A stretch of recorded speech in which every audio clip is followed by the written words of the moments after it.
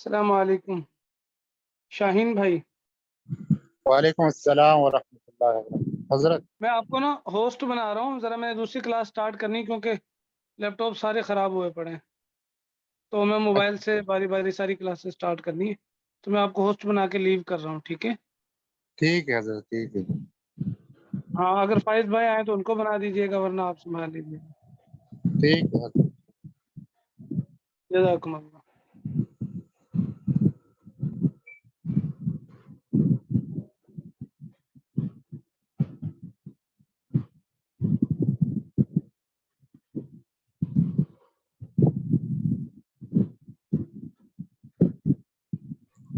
अस्सलामु अलैकुम वरहमतुल्लाहि वबरकातुहू। वालेकुम अस्सलाम वरहमतुल्लाहि वबरकातुहू।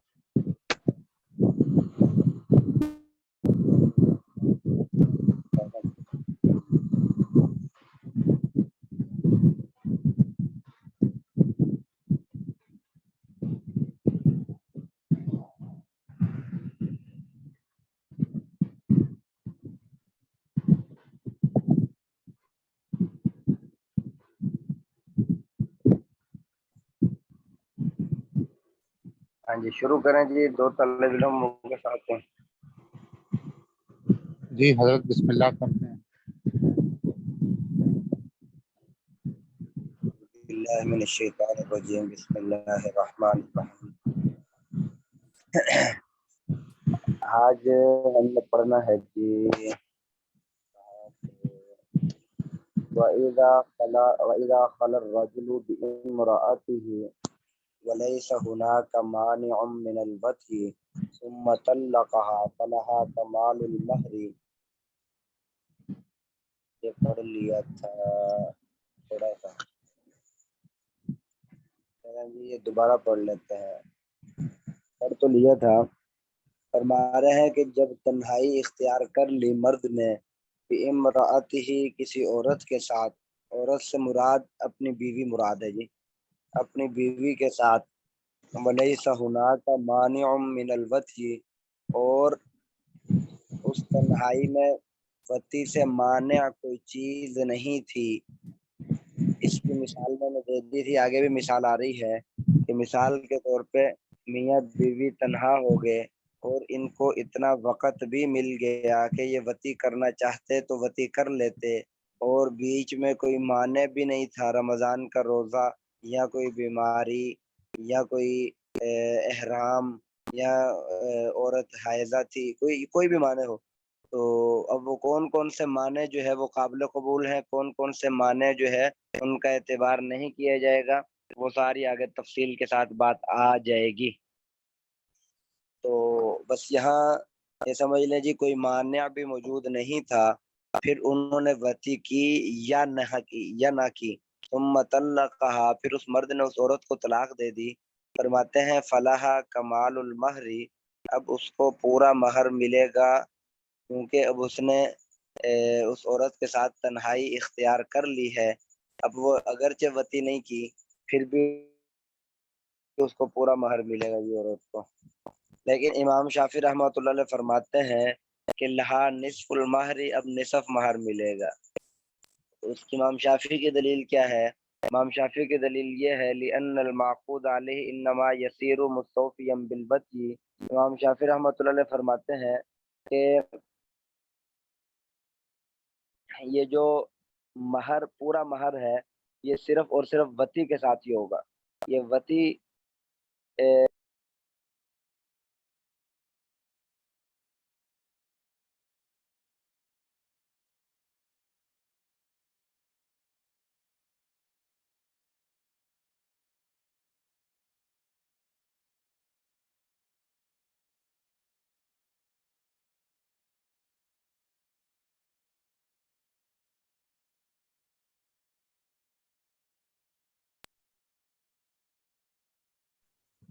आवाज नहीं आ रही हजरत।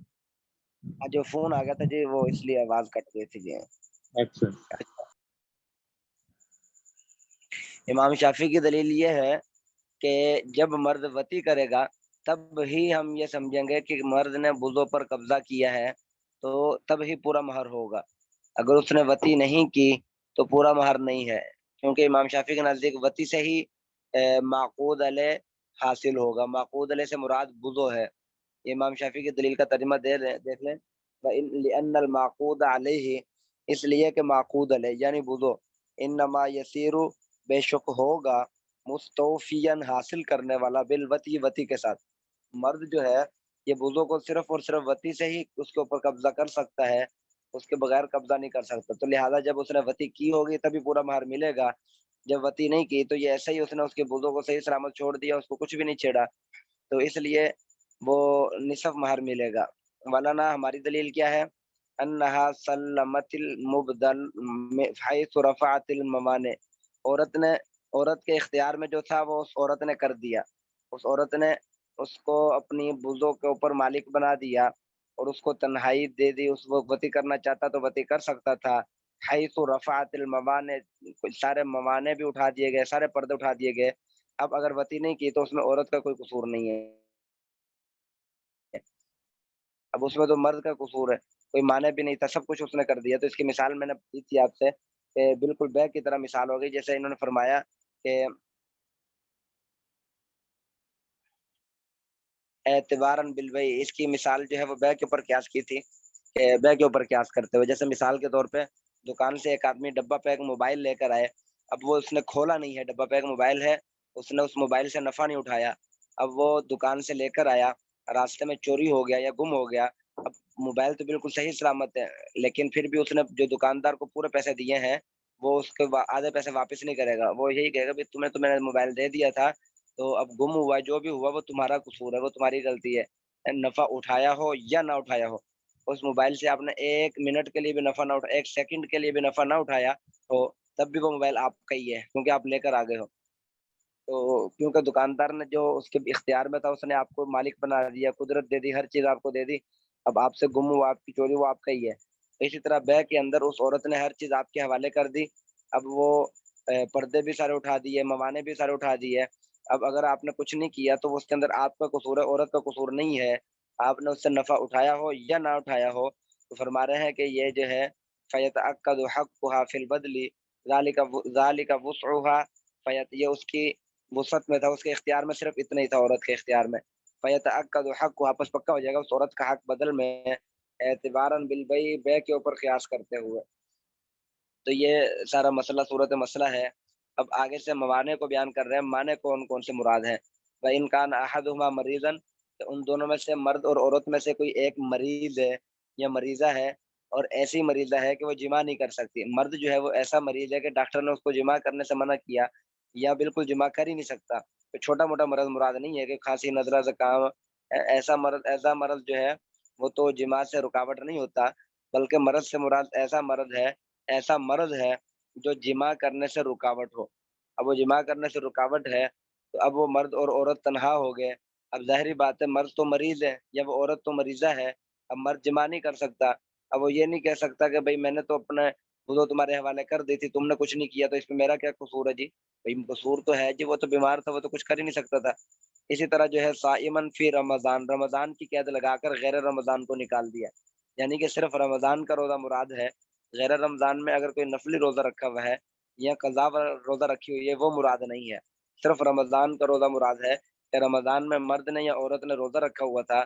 اب ایسی صورتحال میں وہ دونوں تنہائی اختیار کر لیتے ہیں.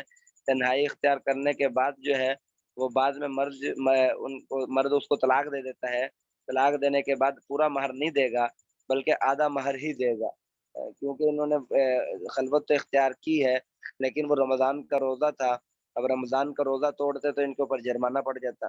60 روزے مسلسل لگاتار رکھنا، اور یہ 60 روزے مسلسل لگاتار رکھنا یہ تو بہت بڑا مسئلہ، کوئی بھی اس طرح جماع نہیں کرے گا. تو یہ دوسرا معنی بیان فرما دیا. تیسرا معنی بیان فرما دیا محرمن بحج فرض او نفل، فرض حج کا یا نفل اس کا حج کا یا عمرے کا، تینوں چیزوں میں سے کسی کا بھی احرام باندھا ہوا ہے. اب احرام کی حالت میں مرد نے احرام باندھا یا عورت نے احرام باندھا. اب احرام کی حالت میں وہ میاں اور بیوی تنہا ہو گئے، ان کو تنہائی مل گئی، تیسرا کوئی مرد نہیں تھا. اب پہلی دفعہ تنہائی ہوئی ہے. اب اس تنہائی کے بعد مرد عورت کو طلاق دے دیتا ہے تو وہ نصف مہر ہی دے گا، کیونکہ احرام توڑتا ہے تو اس کو چٹی پڑتی ہے جی بکرا، اور وہ ہدی دینی پڑتی ہے. تو اس لیے ایسا کوئی بھی نہیں کرے گا. چوتھا یہ معنی بیان فرما دیا کہ وہ عورت جو ہے وہ حائضہ تھی، اس کو حیض آیا ہوا تھا۔ اب حیض کی حالت میں طبعاً بھی اور شرعاً بھی جو ہے اجازت نہیں ہے جماع کرنے کی، تو اس لیے فرما رہے ہیں جی حیض بھی ایک معنی ہے۔ تو اس حالت میں اگر مرد اور عورت تنہائی اختیار کر لیتے ہیں تو ان کی تنہائی جو ہے وہ اختیار کرنے کا کوئی فائدہ نہیں ہے۔ تنہائی اختیار کرنا یا نہ کرنا دونوں برابر ہے۔ عورت کو طلاق دے دیتا ہے تو نصف مہر دینا پڑے گا جی۔ ہاں جی، سمجھ آ رہی ہے مسائل کی؟ یہ جی بیان ہو رہا حضرت۔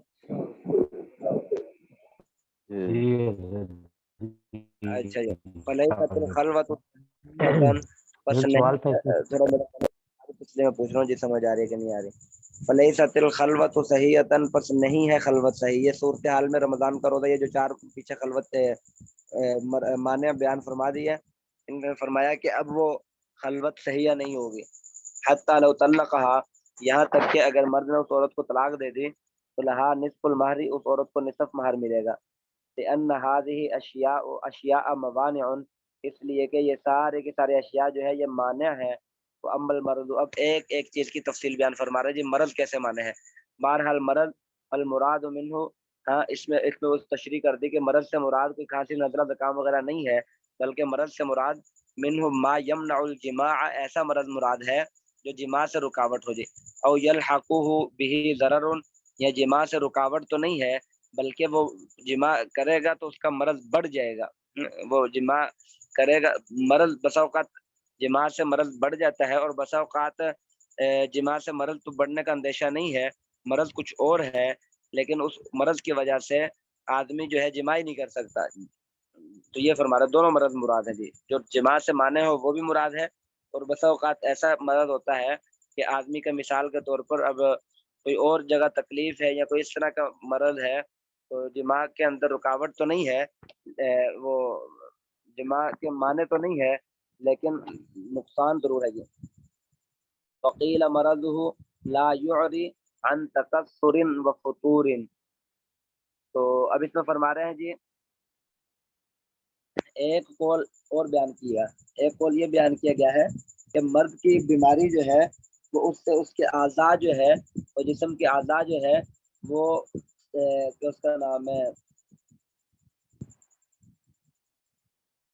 ڈھیلے ہو جاتے ہیں، اور تھکاوٹ وغیرہ یا اس سے تکلیف وغیرہ ٹوٹے ہوئے ہوتے ہیں، یا اعضاء جو ہے وہ ڈھیلے ہو جاتے ہیں، یا اس کو کیا بولتے ہیں جی، تکسر سکڑنے کو کہتے ہیں جی۔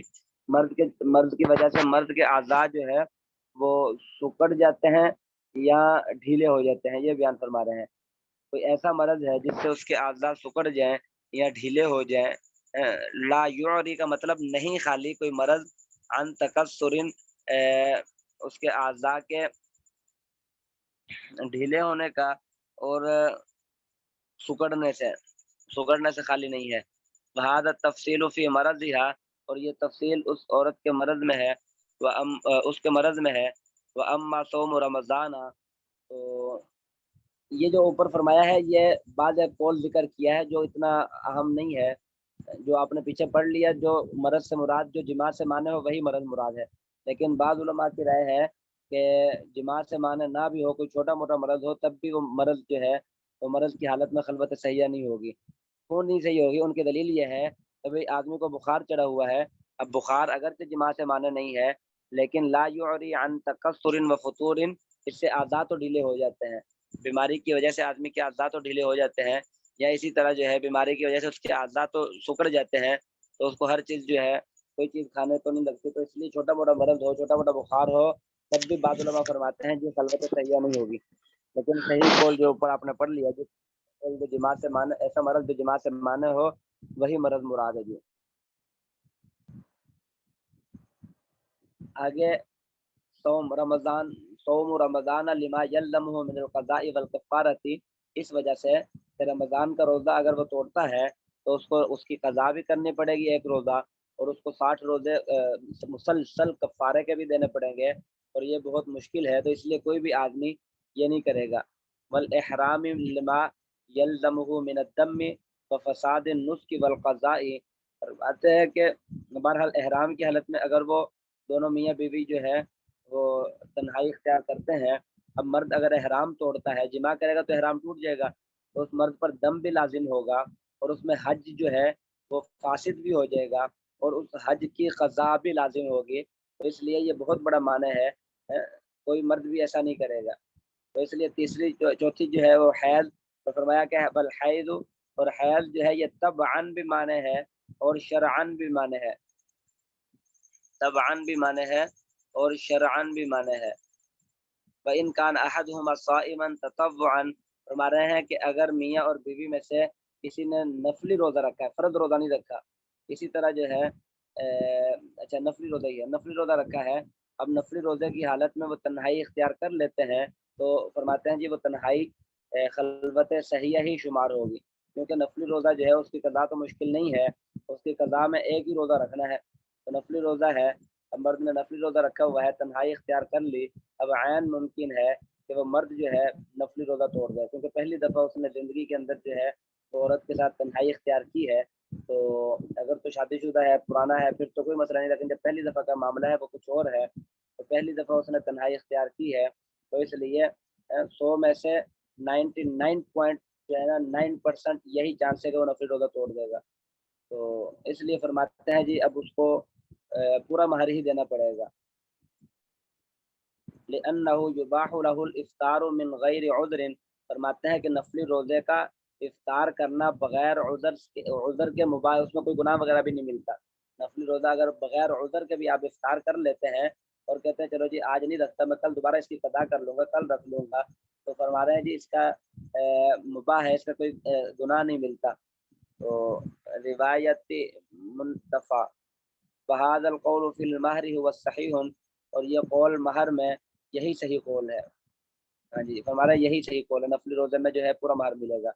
وصوم القضاء والمنظور كالتطوع فی روایت، فرما رہے ہیں کہ رمضان کا جو روزہ ہے وہ رمضان کے روزے کی قضاء کا مسئلہ ہے، رمضان کے بعد کسی آدمی کا رمضان میں ایک روزہ رہ گیا تھا، اب رمضان کے بعد اس نے وہ روزے کی قضاء کی ہوئی تھی، اب وہ روزہ رکھا ہوا تھا کہ اس حالت میں اس کی شادی بھی ہو جاتی ہے اور وہ میاں بیوی دونوں کو خلوت کا بھی موقع مل جاتا ہے، اب یہ رمضان کا روزہ ہے، قضاء کا روزہ رکھا ہوا ہے، تو فرماتے ہیں کہ اس کا حکم بھی نفلی روزے کے حکم کی طرح ہے، قضاء کا روزہ ہے، ایک روزہ قضاء اس نے رکھنا ہے، تو عین ممکن ہے 99.9% یہی چانس ہے کہ یہ روزہ توڑ دے گا، قضاء ہے نا رمضان کا روزہ، اس کے اوپر صرف ایک ہی روزہ دوبارہ قضاء کرنی پڑے گی، اس کے اوپر جو ہے وہ جرمانہ نہیں ہے، کفارہ نہیں ہے۔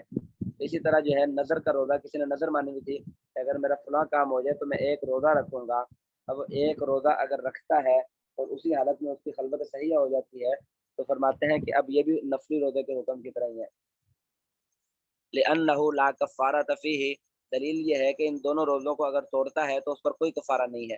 والصلاۃ بمنزلۃ صومہ فرضها کفرضہ ونفلها کنفلہ، اب نماز کا مسئلہ بیان فرما دیا کہ مرد اور عورت کو 5 منٹ کے لیے تنہائی کا موقع ملا یا 10 منٹ کے لیے تنہائی کا موقع ملا، اب وہ مرد جو ہے وہ کمرے کے اندر نماز پڑھ رہا تھا، تو اب وہ عورت کمرے کے اندر گئی ہے، تو یہ مرد جو ہے نماز پڑھ رہا تھا، 10 منٹ اس نے نماز میں لگا دی ہے، نماز کے بعد جب واپس آئے ہیں فرماتے ہیں کہ اب کیا مسئلہ ہوگا، پورا مہر ملے گا عورت کو یا آدھا مہر ملے گا اگر طلاق دے دی اس نے؟ فرماتے ہیں جی اگر تو وہ فرض نماز پڑھ رہا تھا پھر تو وہ عورت کی خلوت صحیحہ نہیں سمجھی جائے گی، پھر وہ نماز چونکہ مرد فرض پڑھ رہا ہے تو فرض نماز نہیں توڑ سکتا، اگر وہ مرد نفل نماز پڑھ رہا ہے تو اس کا نفل روزے کے نفل کی طرح ہے، اب جو ہے وہ اس عورت کو پورا مہر ملے گا، اگر فرض نماز پڑھ رہا ہے پھر آدھا مہر ملے گا، اگر نفل نماز پڑھ رہا ہے تو پھر پورا مہر ملے گا۔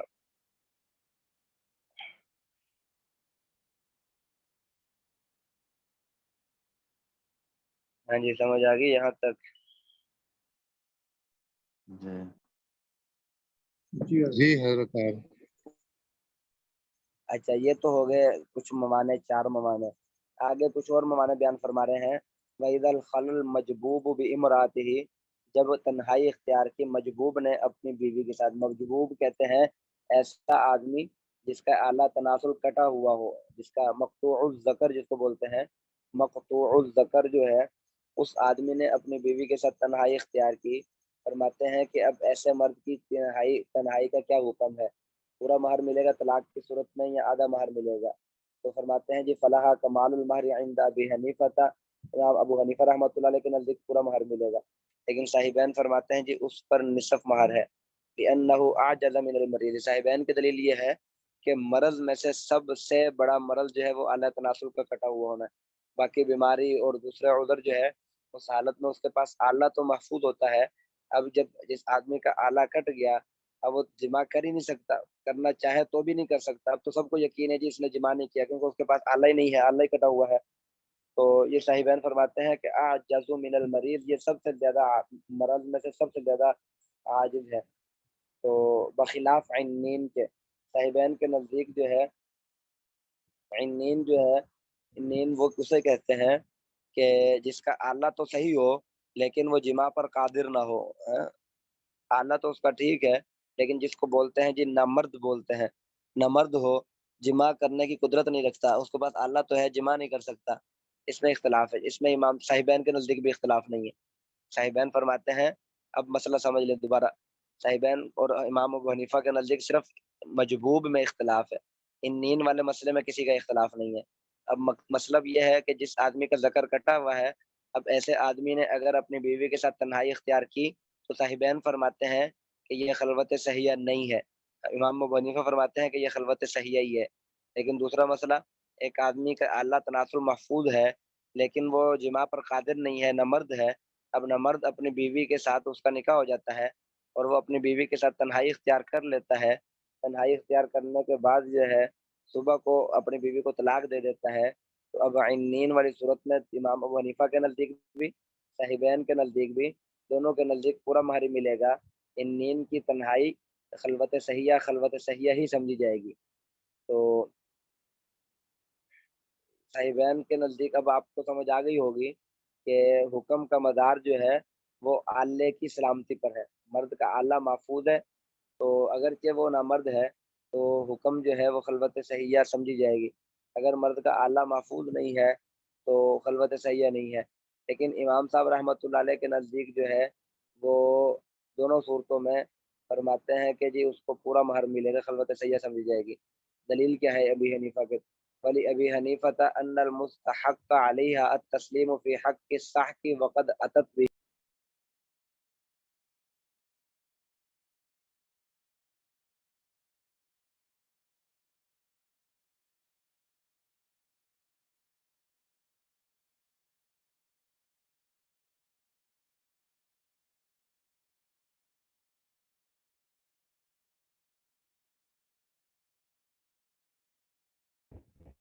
جی آپ کا مائک بند ہو گیا حضرت،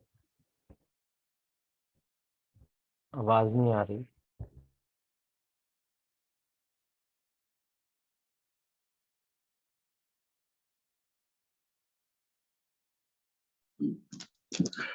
فائز بھائی آپ کی آواز آ رہی ہے ایک ہفتے بعد؟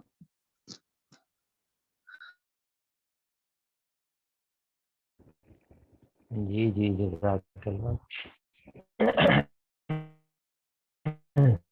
میں کہا حضرت کی آواز بند ہو گئی ایک دم، ان کو بیٹھے تو ہوئے ہیں تو وہ آن لائن مائک بند ہے ان کا۔ شاید کوئی مسئلہ ہو۔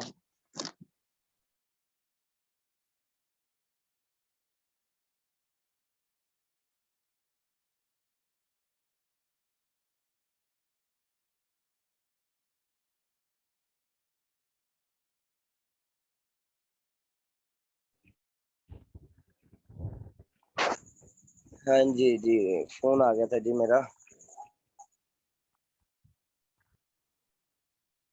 اچھا امام صاحب کی دلیل، آواز آ رہی ہے نا میری؟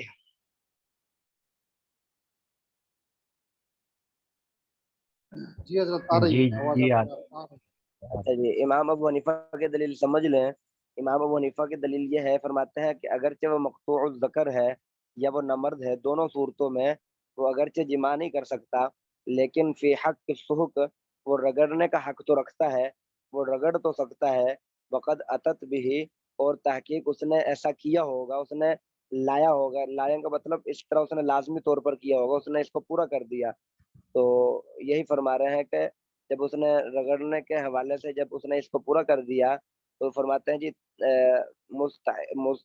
ان المستحق علیہ التسلیم فی حق السحق، تو رگڑنے کے ساتھ اس نے اس عورت کی بوزوں پر قبضہ کر لیا، تسلیم یعنی کہ اس پر مستحق قبضہ کر لیا. قدرت اس کو حاصل ہوگی نا، تسلیم قدرت ہاں جی حاصل ہوگی. تسلیم کا مطلب ہے قدرت حاصل ہو گئی اس کو نا. ہاں جی ہاں جی، قدرت حاصل ہو گئی. جی جی. تسلیم کا مطلب بلکہ تسلیم ہی ہے، تسلیم کہتے ہیں سپرد کرنے کو. تو اب وہ سپرد کرنے اس کے حق پر مستحق ہے، یعنی کہ رگڑنے کے حق میں.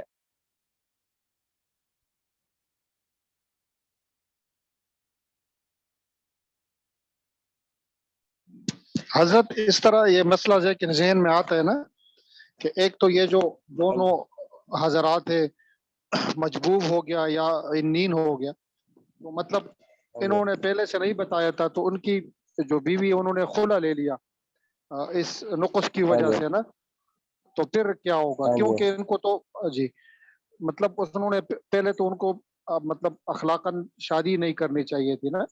اگر اس طرح کر لیتے ہیں بیوی کو پتہ چل جاتا ہے جی تو وہ خود خلا لے لیتی ہے، تو پھر کیا ہوگا؟ یہ تو آدھا مہر ملے گا اگر خلوت سیاح ہو گئی. اگر خلوت سیاح ہو گئی، میاں اور بیوی دونوں کو علیحدہ تنہائی کا موقع مل گیا، تو اس صورت میں وہ بعد میں عورت خلا لے بھی لے تو اس عورت کو نصف مہر یعنی کہ پورا مہر ملے گا، نصف مہر نہیں ملے گا، بلکہ اس عورت کو پورا مہر ملے گا. یہی بتا رہے نا جی، یہ خلوت سیاح ہو گئی ان کی، اور جب خلوت سیاح ہو جاتی ہے، خلوت سیاح ہونے کے بعد خلوت سیاح جی حضرت خلوت سیاح ہو گئی ہے، بیوی کو پتہ چل گیا نقص کا، انہوں نے اس نے بالکل انکار ہی کر دیا جی کہ مطلب خلا لینا بھی ٹھیک ہے، اور اس عورت کو پورا مہر ملے گا، کیونکہ مرد نے جو ہے اگرچہ جمع کیا ہو یا نہ کیا ہو، لیکن جب خلوت سیاح ہو گئی تو اب جو ہے اس عورت کو پورا مہر ملے گا، مرد اس عورت کو پورا مہر دے گا. اگر مرد نے پہلے سے مہر دیا ہوا ہے تو پھر وہ عورت 1 روپیہ بھی واپس کرنے کی حقدار نہیں ہوگی، وہ سارا کا سارا مہر عورت کا ہی ہے، وہ 1 روپیہ بھی مرد کو واپس نہیں کرے گے. اور خلا لینا بھی اس کا صحیح ہے جی، واقعتاً یہ جی ایسے ہی ہے. اس مرد کا اخلاقاً جی اس پر نکاح کرنا، آپ نے شروع میں پڑھ لیا تھا جی، نکاح کی 3 قسمیں ہیں. بعض آدمیوں پر نکاح کرنا جی واجب ہے، بعض پر سنت ہے، بعض پر حرام ہے. اب اس حرام میں آپ نے یہی پڑھا تھا کہ جو آدمی جماع پر قدرت نہ رکھتا ہو، چاہے وہ نہ مرد ہو اس حالت میں، چاہے وہ مقطوع الذکر ہو، اب ایسے آدمیوں پر نکاح کرنا حرام ہے. وہ نکاح کریں گے تو وہ اس عورت کے حقوق کی خلاف ورزی اس عورت کے حقوق کی نہیں ہے. اور دوسرا جو ہے یہ تو 2 اس طرح کے ہو گئے. اور اسی طرح اگر وہ اپنی بیوی کا خرچہ ہی نہیں اٹھا سکتا، اس کو پتہ ہے جی کہ وہ اپنی بیوی کا نان نفقہ نہیں اٹھا سکتا، خرچ نہیں اٹھا سکتا، تو ایسے آدمی پر بھی نکاح کرنا جو ہے وہ حرام ہے، جو آپ نے کتاب کے شروع میں پڑھ لیا تھا. لیکن یہ واقعتاً ٹھیک ہے. لیکن اگر کسی نے کر لیا تو اور تنہائی اختیار کر لی تو ان کی خلوت سیاح سمجھی جائے گی، مجبوب کی اور عنین کی دونوں کی خلوت سیاح سمجھی جائے گی، اور اس عورت کو پورا مہر ہی ملے گا. ٹھیک ہے جی، مولانا تشریف لا چکے ہیں. السلام علیکم ورحمۃ اللہ.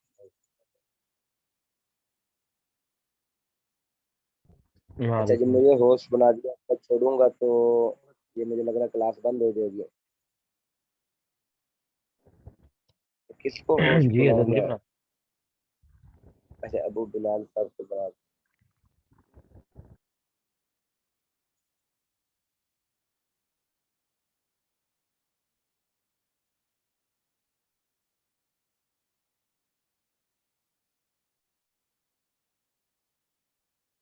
ٹھیک ہے جی، السلام علیکم. وعلیکم السلام. وعلیکم السلام ورحمۃ اللہ.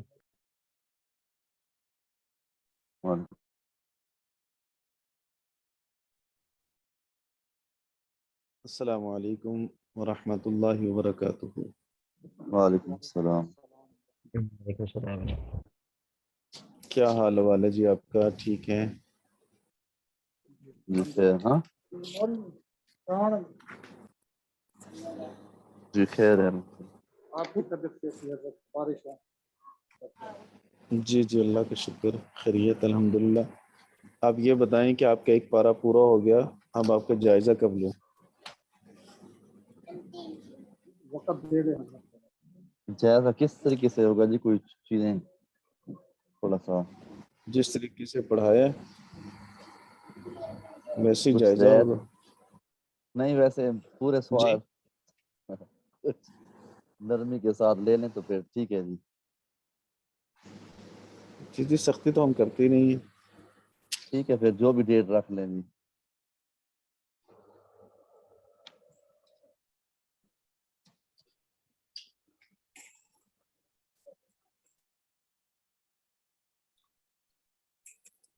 बाकी हजरात भी बता देना। जी वक्त दे दे इंशाल्लाह, दे देंगे। अगला पीर कर रहे हैं हजरत, अगला सोमवार।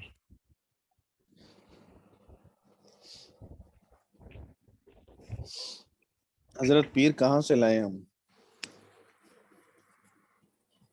पिछले पीरों से परेशान है, आप कह रहे हैं अगला पीर कर लें।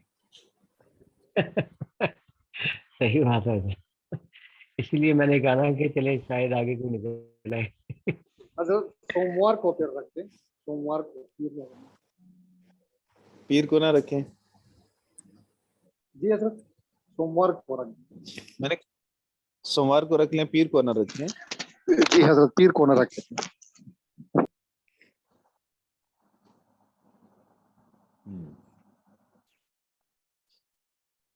सही।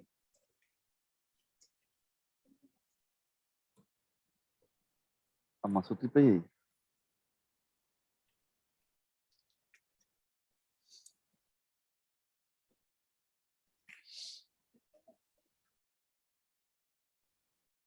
आप में से कोई थोड़ा सा सबक सुनाए मुझे।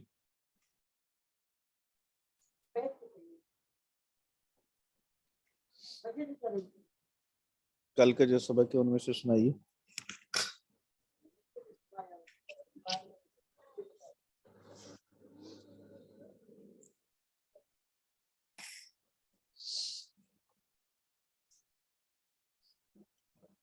कोई भी सुना दे आप में से। नूरुल्लाह खान, हबीबुर रहमान।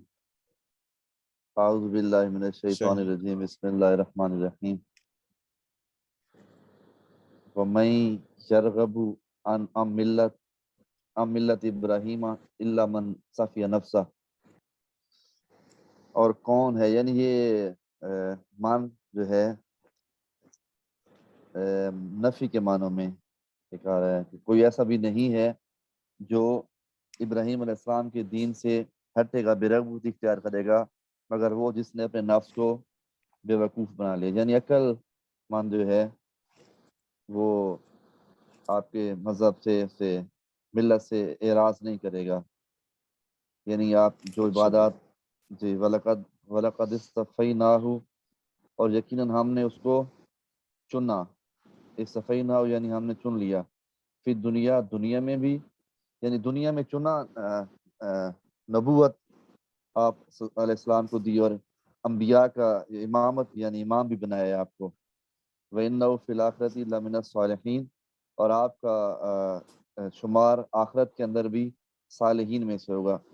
यानी सबसे बड़े सालिहीन अंबिया ही होते हैं, उनके बड़े दर्जात मिलेंगे आपको। इस क़ाला लहू रब्बुहु अस्लिम, जब उन्होंने अपने रब से फरमाया कि मैंने तस्लीम कर लिया, यानी अपने आप को अल्लाह के सामने झुका दिया, अपने सर को तस्लीम खम कर दिया उन्होंने अल्लाह के सामने। जब कहा उनको उनके रब ने कि अस्लिम, आप झुक रहे, सर तस्लीम खम कीजिए, अमर है जी। क़ाल अस्लमतु लिरब्बिल आलमीन, तो उन्होंने कहा कि मैंने अपने आप को झुका दिया अल्लाह के सामने, सर तस्लीम खम कर दिया। ववस्सा बिहा, और ववस्सा बिहा इब्राहीमा बनीही व याकूब, और उसने यानी आपने फरमाया था कि वस्सा की किरत एक औसा भी है कि किताब इब्राहीम में लिखी अलैहिस्सलाम, हुई है। जी जी जी किताब में लिखी हुई है जी, कि उन्होंने अपने बेटों को हिदायत की थी, इस बात की, ये वसीयत की थी अपने बेटों को, और याकूब ने भी, या बुनैया, ए मेरे बेटो, चले ठीक इन्नल्लाह, है। ٹھیک ہے.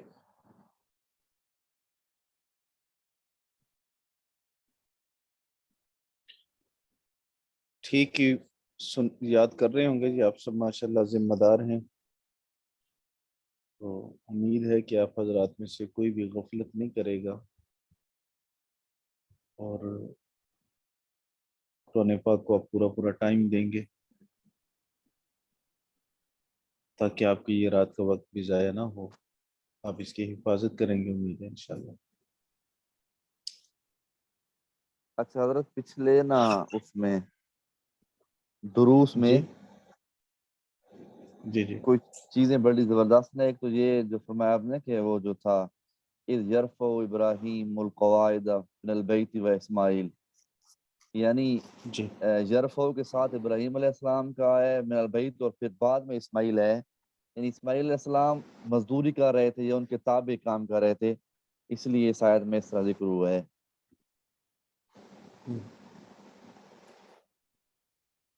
جی جی اور پیچھے وہ ظالمین کی تفسیر جو تھی پچھلی آیات کے اندر کہ یعنی جی ظالموں کو یہ لا نہیں ملے ینال گی. عہد الظالم. ہاں جی وہ بہت پیاری نہ ہو. انشاءاللہ میں وہ آڈیو حضرت میں نا آپ کو سناؤں گا، اس میں بھیج دوں گا واٹس ایپ پہ. کس کی آڈیو؟ وہ سنا دوں گا سبق ایک طرح سے جی آپ کو جو پچھلے پوچھنا جو پوائنٹس میرے ذہن میں ہے نا، اچھا وہ اچھا اعتراضات کے جوابات کچھ شیعہ کے اس میں سے بنتے تھے. آپ نے بڑا زبردست نا جو کچھ آیا، بڑا مزہ آیا ان کے اندر. اعوذ باللہ من الشیطان الرجیم بسم اللہ الرحمن الرحیم سیقول السفہاء من الناس ما ولاہم عن قبلتہم التی کانوا علیہا قل اللہ المشرق والمغرب یہدی من یشاء الی صراط مستقیم. ان قریب بے وقوف لوگ کہیں گے کس نے انہیں پھیر دیا ان کی اس قبلہ سے جس پر وہ تھے.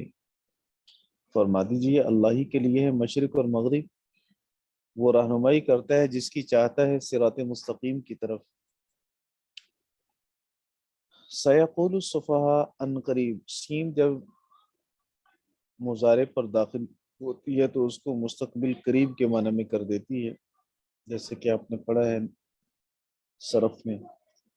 سیقول ان قریب کہیں گے، یہ پیشین گوئی ہے تحویل قبلہ کے حکم سے پہلے. اگر آپ کے پاس کتاب ہے تو آپ اس کا حاشیہ نمبر 1 دیکھ لیجئے. میرے پاس 1 نمبر حاشیہ ہے سیقولو کے اوپر جو لگا ہوا. سیقول السفہاء سیأتی للمفسر ان الآیت من الاخبار بالغیب، یہ آیت اخبار بالغیب میں سے ہے، یعنی غیب کی پہلے سے خبر دی جا رہی ہے، پیشین گوئی کی جا رہی ہے. وحاصل ذالک، اور اس کا حاصل یہ ہے کہ ان النبی صلی اللہ علیہ وسلم کان یستقبل الکعبہ فی صلاتہ وہو بمکہ، رسول پاک صلی اللہ علیہ وسلم کعبہ کی طرف منہ کر کے نماز پڑھتے تھے جبکہ نبی پاک صلی اللہ علیہ وسلم مکہ میں تھے، نماز پڑھتے تھے کعبہ کی طرف منہ کر کے. فلما ہاجر الی المدینہ، جب مدینہ کی طرف حضرت جی نے ہجرت کی، امر بے استقبال بیت المقدس، تو اللہ رب العزت نے انہیں بیت المقدس کی طرف چہرہ کرنے کا حکم دیا. فانزل اللہ هذه الآیہ، تو اللہ تعالیٰ نے یہ آیت نازل فرمائی. لیعلمہ، تاکہ انہیں بتلا دے بھی انہ سیستحولہ للکعبہ، کہ ان قریب کعبہ کی طرف تحویل ہوگی.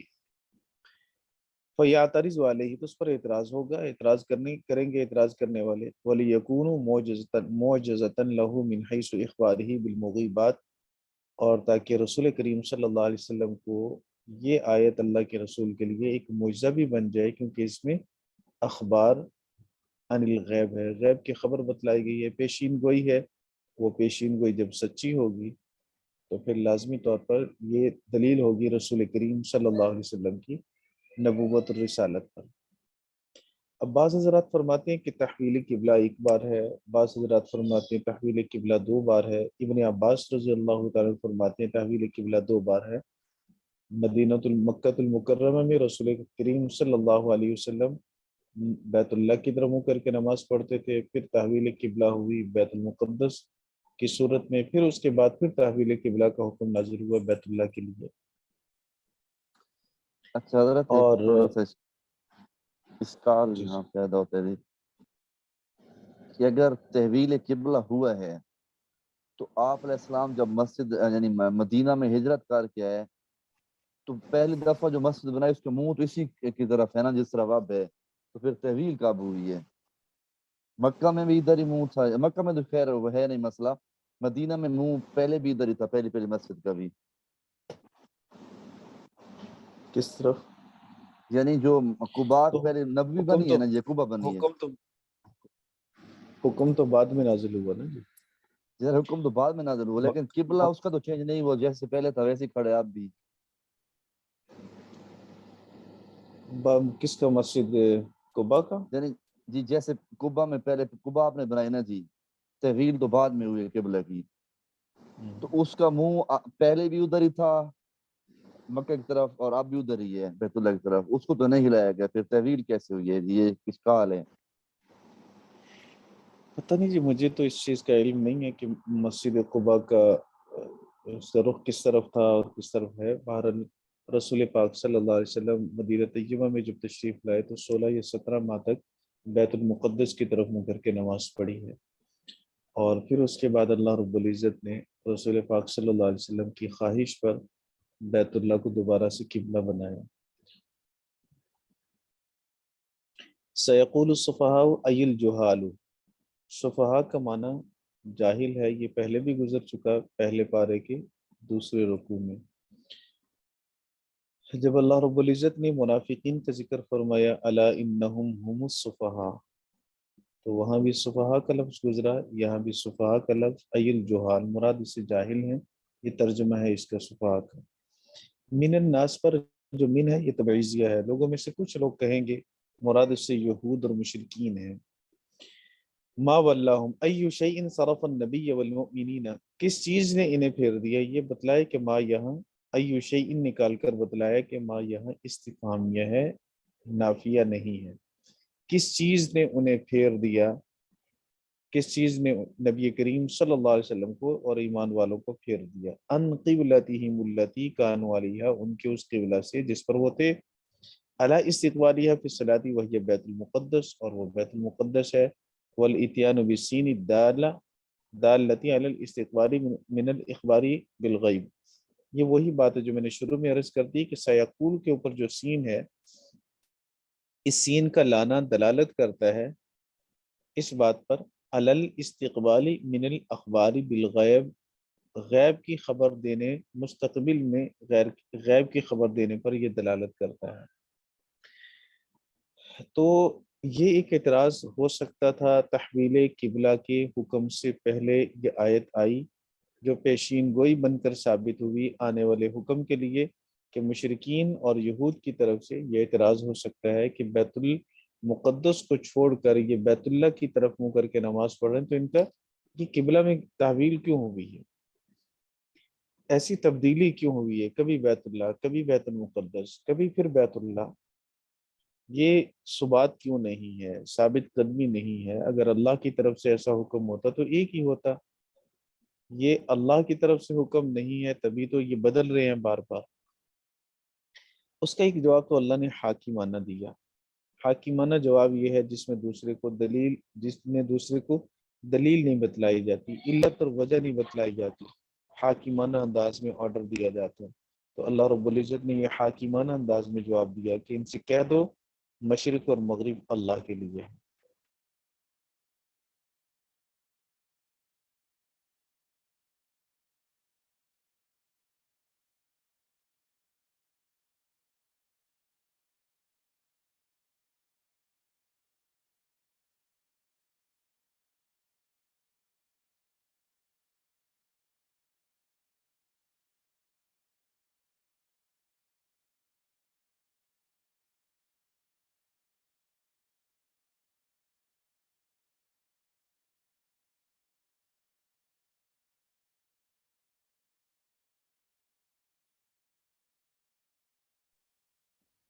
میٹنگ کب بند ہوئی ابھی؟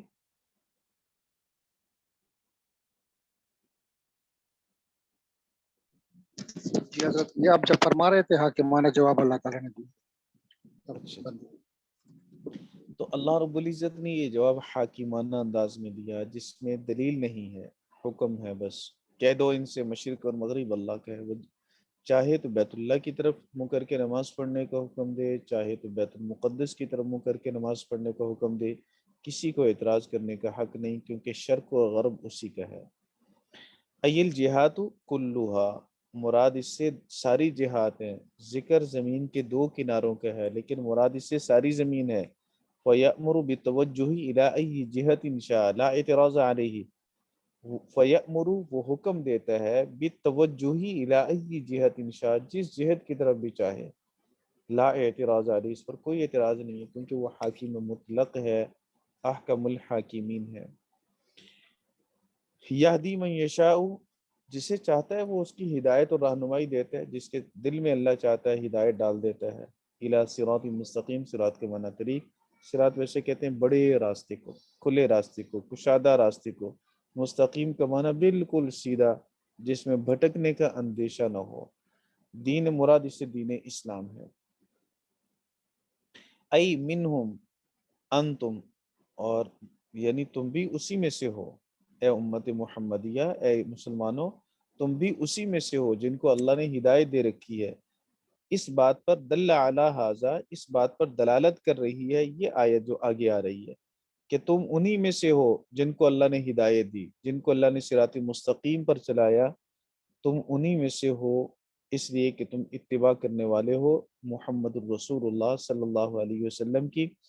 اور اس پر دلیل یہ ہے وَكَذَلِكَ جَعَلْنَاكُمْ أُمَّةً وَسَطًا، اسی طرح اللہ تعالیٰ نے تمہیں بنایا درمیانی امت. لِتَكُونُوا شُهَدَاءَ عَلَى النَّاسِ، تاکہ تم گواہ بن جاؤ لوگوں پر. وَيَكُونُ الرَّسُولُ عَلَيْكُمْ شَهِيدًا، اور رسول تم پر گواہ بن جائے. اس گواہی کے بارے میں جو مشہور تفسیر ہے وہ تو یہی ہے کہ نبی کریم صلی اللہ علیہ وسلم کی امت قیامت کے دن انبیاء کے حق میں گواہی دے گی. جب انبیاء علیہ الصلوۃ والسلام سے ان کی امتوں کے سامنے پوچھا جائے گا کہ کیا تم نے میرا پیغام ان تک پہنچایا یا نہیں، تو امتیں منکر بنے گی کہ نہیں پہنچایا. انبیاء علیہ الصلوۃ والسلام فرمائیں گے کہ ہم نے پہنچایا ہے. جھگڑا ہو گیا، اختلاف ہو گیا. اب دعویٰ کرنے والے انبیاء علیہ الصلوۃ والسلام ہیں جو فرما رہے ہیں کہ ہم نے پہنچایا، ان سے گواہ مانگے جائیں گے. وہ گواہی کے طور پر امت محمدیہ کو پیش کریں گے. اور پھر جب اعتراض ہوگا، جرح ہوگی کہ امت محمدیہ گواہ کیسے بن سکتی ہے جبکہ یہ تو وہاں موجود بھی نہیں تھے، یہ تو ہم سے ہزاروں سال، لاکھوں سال، کروڑوں سال بعد میں آئے. تو پھر امت محمدیہ عرض کرے گی کہ یا اللہ، ہمیں رسول اللہ صلی اللہ علیہ وسلم نے بتلایا قرآن مجید میں کہ ہر نبی نے اپنی ذمہ داری کو 100% ادا کیا اور ان نے تیرے پیغام کو تیری مخلوق تک پہنچایا. پھر نبی کریم صلی اللہ علیہ وسلم اپنی امت پر گواہ بنیں گے. لیکن الفاظ چونکہ عام ہیں، اس میں قیامت کا خاص طور پر ذکر نہیں ہے آیات مبارکہ میں، اس لیے بعض مفسرین کرام نے فرمایا کہ یہ امت دنیا کے اندر بھی شاہد اور گواہ بنے گی گزشتہ انبیاء کی دعوت پر، اور قیامت کے دن بھی گواہ بنے گی گزشتہ انبیاء کی دعوت پر. وَكَذَلِكَ جَعَلْنَاكُمْ، اسی طرح، كَمَا هَدَيْنَاكُمْ إِلَيْهِ، جیسے کہ ہم نے تمہیں صراط مستقیم کی طرف رہنمائی کی، اسی طرح ہم نے تمہیں بنایا. جعلناکم یا امت محمد، یہ کم ضمیر کا مخاطب بتلایا ہے کہ کم ضمیر سے خطاب کس کو کیا جا رہا ہے؟ براہ راست امت کو کیا جا رہا ہے کہ اے امت محمدیہ، ہم نے تمہیں بنایا امت محمد، امتم وسطا، ایسی امت جو درمیانی ہے. خیارن عدولن، خیارن کا معنی پسندیدہ، اور عدولن کا معنی برابر، برابر، اور مطلب یہ عدل و انصاف والی کہہ لیں، برابر کہہ لیں. امتم وسطا، درمیانی امت بنائی ہے، اعتدال والی، جس میں احکام نہ زیادہ سخت ہیں اور نہ ہی احکام زیادہ نرم ہیں. بنی اسرائیل میں قوم موسیٰ کے لیے ذرا سختیاں تھیں کیونکہ ان کے مزاج بڑے کرخت تھے. قوم عیسیٰ کے لیے ذرا نرمیاں تھیں. تو دونوں نے سختی اور نرمی سے ناجائز فائدے اٹھائے. اللہ رب العزت نے امت محمدیہ کو درمیانہ مزاج اور درمیانے احکام دیے. نہ ان احکام میں سختی ہے کہ عمل کرنا مشکل ہو جائے، نہ ہی اس میں اتنی آزادی ہے کہ کھلی چھٹی مل جائے، درمیانہ راستہ ہے۔ اس لیے اللہ کریم فرماتا ہے لیکونوا شہداء علی الناس، تاکہ وہ ہو جائیں گواہ لوگوں پر یوم القیامہ، قیامت کے دن، ان رسلہم بلغتہم، کہ بے شک رسولوں نے پیغام ان کو پہنچایا تھا۔ ان رسلہم، یہ رسول کی جمع مکسر ہے، اور جمع مکسر کی طرف واحد مؤنث کی ضمیر لوٹانا جائز ہے، اس لیے بلغتہم۔ وَيَكُونُ الرَّسُولُ عَلَيْكُمْ، اور رسول ہو جائے تم پر گواہ، شہید گواہ کے معنی میں، انہو بلغکم، کہ بے شک رسول کریم صلی اللہ علیہ وسلم نے واقعتاً تم تک یعنی امت تک یہ بات پہنچائی ہے کہ ہر نبی اپنے مشن میں کامیاب گزرا، اور ہر نبی نے اپنا اللہ رب العزت کا دیا ہوا پیغام اپنی امت تک پہنچایا ہے۔ وما جعلنا القبلۃ، اور ہم نے نہیں بنایا قبلہ کو، التی کنت علیہا، جس پر آپ ہیں، ہم نے نہیں بنایا، وما جعلنا القبلہ، ہم نے قبلہ نہیں بنایا اس کو جس پر آپ ہیں، الا لنعلم، مگر اس لیے تاکہ ہم جان لیں، من یتبع الرسول، کون رسول کی اتباع کرتا ہے، ممن ینقلب علی عقبیہ، ان لوگوں میں سے جو پلٹ جاتے ہیں اپنی ایڑیوں کے بل۔